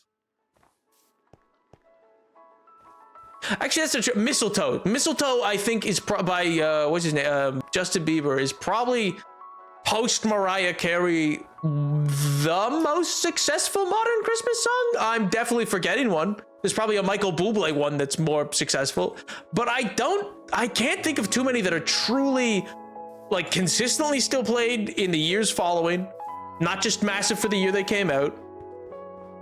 I heard Mittens by Carly Rae today. I don't know if I know what that is. Like, I know Carly Rae Jepsen. I don't know if I know Mittens, to be honest. I think my dad liked them, or didn't. He referenced him a lot. That could be. What a very dad thing. That feels like a very iconically like paternal experience, fatherial experience. Yeah, my dad mentioned this thing a lot. So, you know, maybe he liked them. Maybe he didn't. Who's to say? Could mean anything. Something about that's so funny. Michael Bublé Christmas was released today. Yes, but those like so Michael Bublé, I don't think he had any original songs, did they? Or did he have a song called Christmas that I'm not thinking of? Like I think he just re-recorded all the like crooner classics, right? And actually, unless you count his changed piece of absolute filth garbage, the little Santa buddy. Oh, Michael Bublé, you could have had it all. You could have had it all, man. Santa buddy, you get back there and you sing your little sultry tune for Santa, huh? Or don't sing it at all. Oh my god. Truly, I think I don't know. For me, I think that's the dorkiest thing he's ever done. Otherwise, he seems like a pretty cool guy, upstanding enough, you know, seems chill. But this seems like it's such a wildly like, it feels more insecure to do that. You know what I mean? To me, at least. I don't know. Maybe that's a poor take. Maybe he's fine. Maybe I'm just think it's odd. I was like, yo, what is out there? Hopefully good. Welcome to Christmas. We're feeling festive. Yes. Very festive. That llama, very, very festive llama. So we all know how strict Wikipedia is about their articles nowadays. And this is what it is on his. Oh. Great. Yo.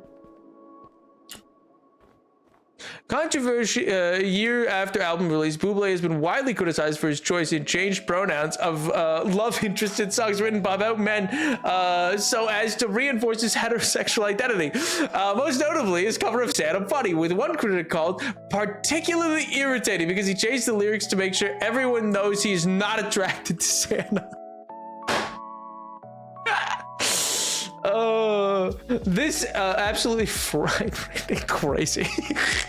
This just leads to unbelievably awkward phrases like Santa Buddy, Santa Pally, and truly awful. I'll wait up for you, dude. But for 2011, it just made sense.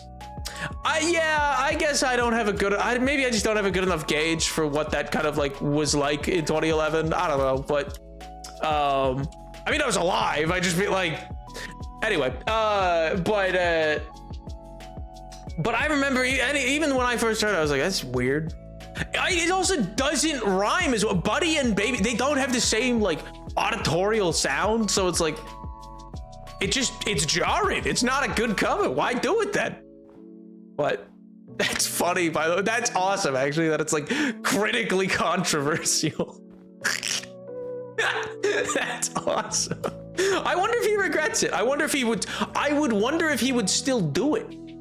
You know what I mean? Like I would wonder if he was to go out on stage tonight and sing like a set and Santa Baby was put on it. Do you think he would bother to like do Santa Buddy, or would he have given it up now and be like, all right, okay, yeah, I don't, it doesn't need to be that.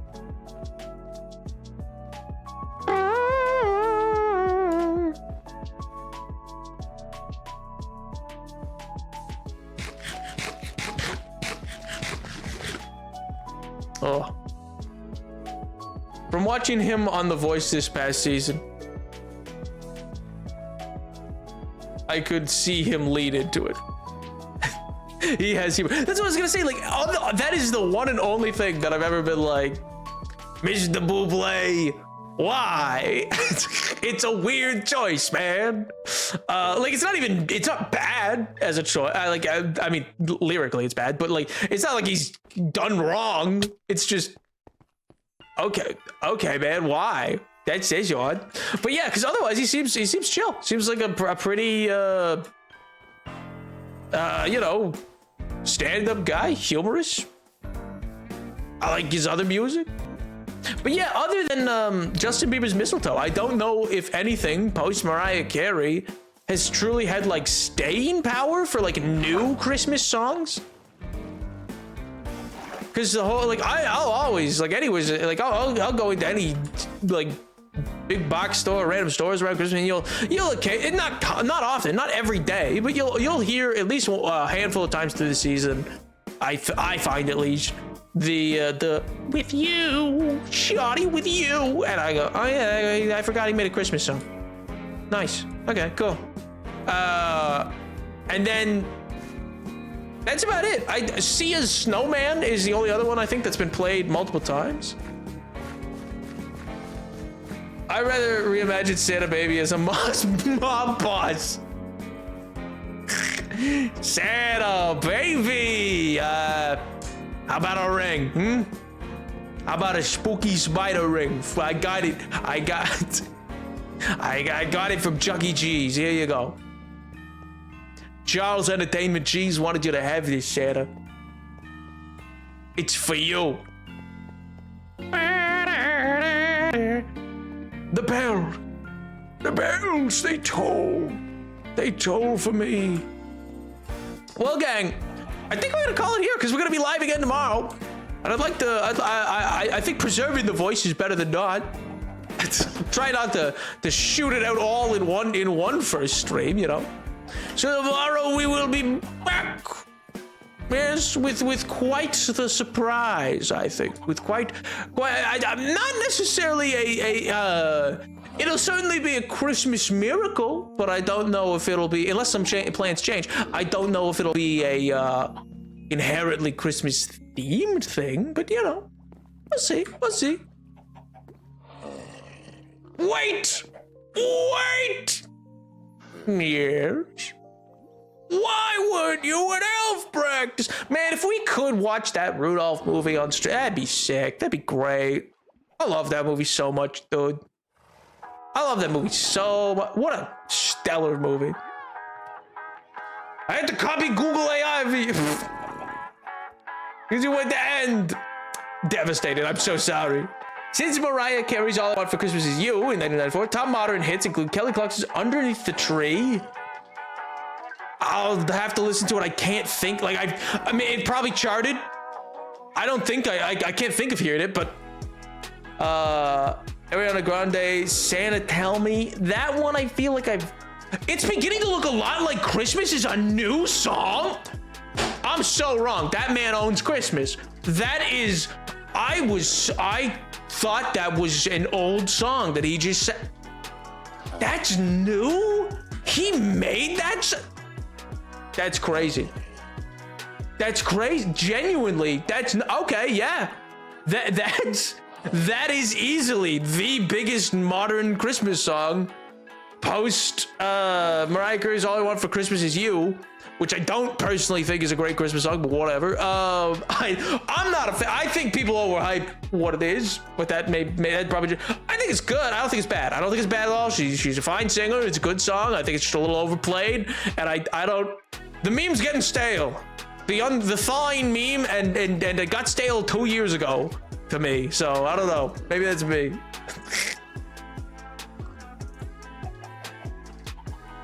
He did not. AI let. Okay. I was like, there's no way. I feel like I've heard Bing Crosby sing that. I was like, there's no shot. That's crazy. I was questioning. I was ready to go. Bing Crosby. I was like, I swear to God, there was a Bing Crosby album. I was so, I was about to end stream and go look at my records. Because I was like, I swear to God, I have it out there. I'm adding old game wins to my board, like Fortnite or Genshin beats a game that came out this year because that sucks. FIP, I don't know. Cause, yeah, I mean, that's a fine spot. I don't know, it seems like an odd one to do, you know what I mean? Like I don't know if that makes sense, like old game wins. No, I get it, never mind. I see what you're going for, I reread the message. I hear more Buble than healthy because I work retail in Canada. Classic. Oh, and then do you hear a lot of do you hear a lot of mistletoe then? And CanCon laws require a good chunk of radio content to be Canadian made. So does that mean then, yes, you must hear a lot of mistletoe as well? And I guess the Carly Rae, that would explain why you know the Carly Rae Jepsen, which I couldn't for the life of me tell you what that sounds like. I don't know it, but okay, in that case, I gotta stand by what I said. Until Snowman by Sia, which I think was really only helped along because a TikTok trend founded around it. I think Mistletoe has been the only like modern, one of the only modern Christmas songs of this. One of the only Christmas songs of this century that has been a new development. Neat. Well, anyway, shadows. Thanks for coming on the stream. I hope you enjoyed. I hope you had a fun time. I hope it's been getting you into the Christmas spirit. I hope you're doing well. And I'll see you tomorrow. Cause it's NAPMAS. Snowman was big when it came out in 2017, before TikTok was big. Oh, okay, fair enough. The boy update. Whatever, I'll catch you guys later. Bye, chatters. Bye, chat.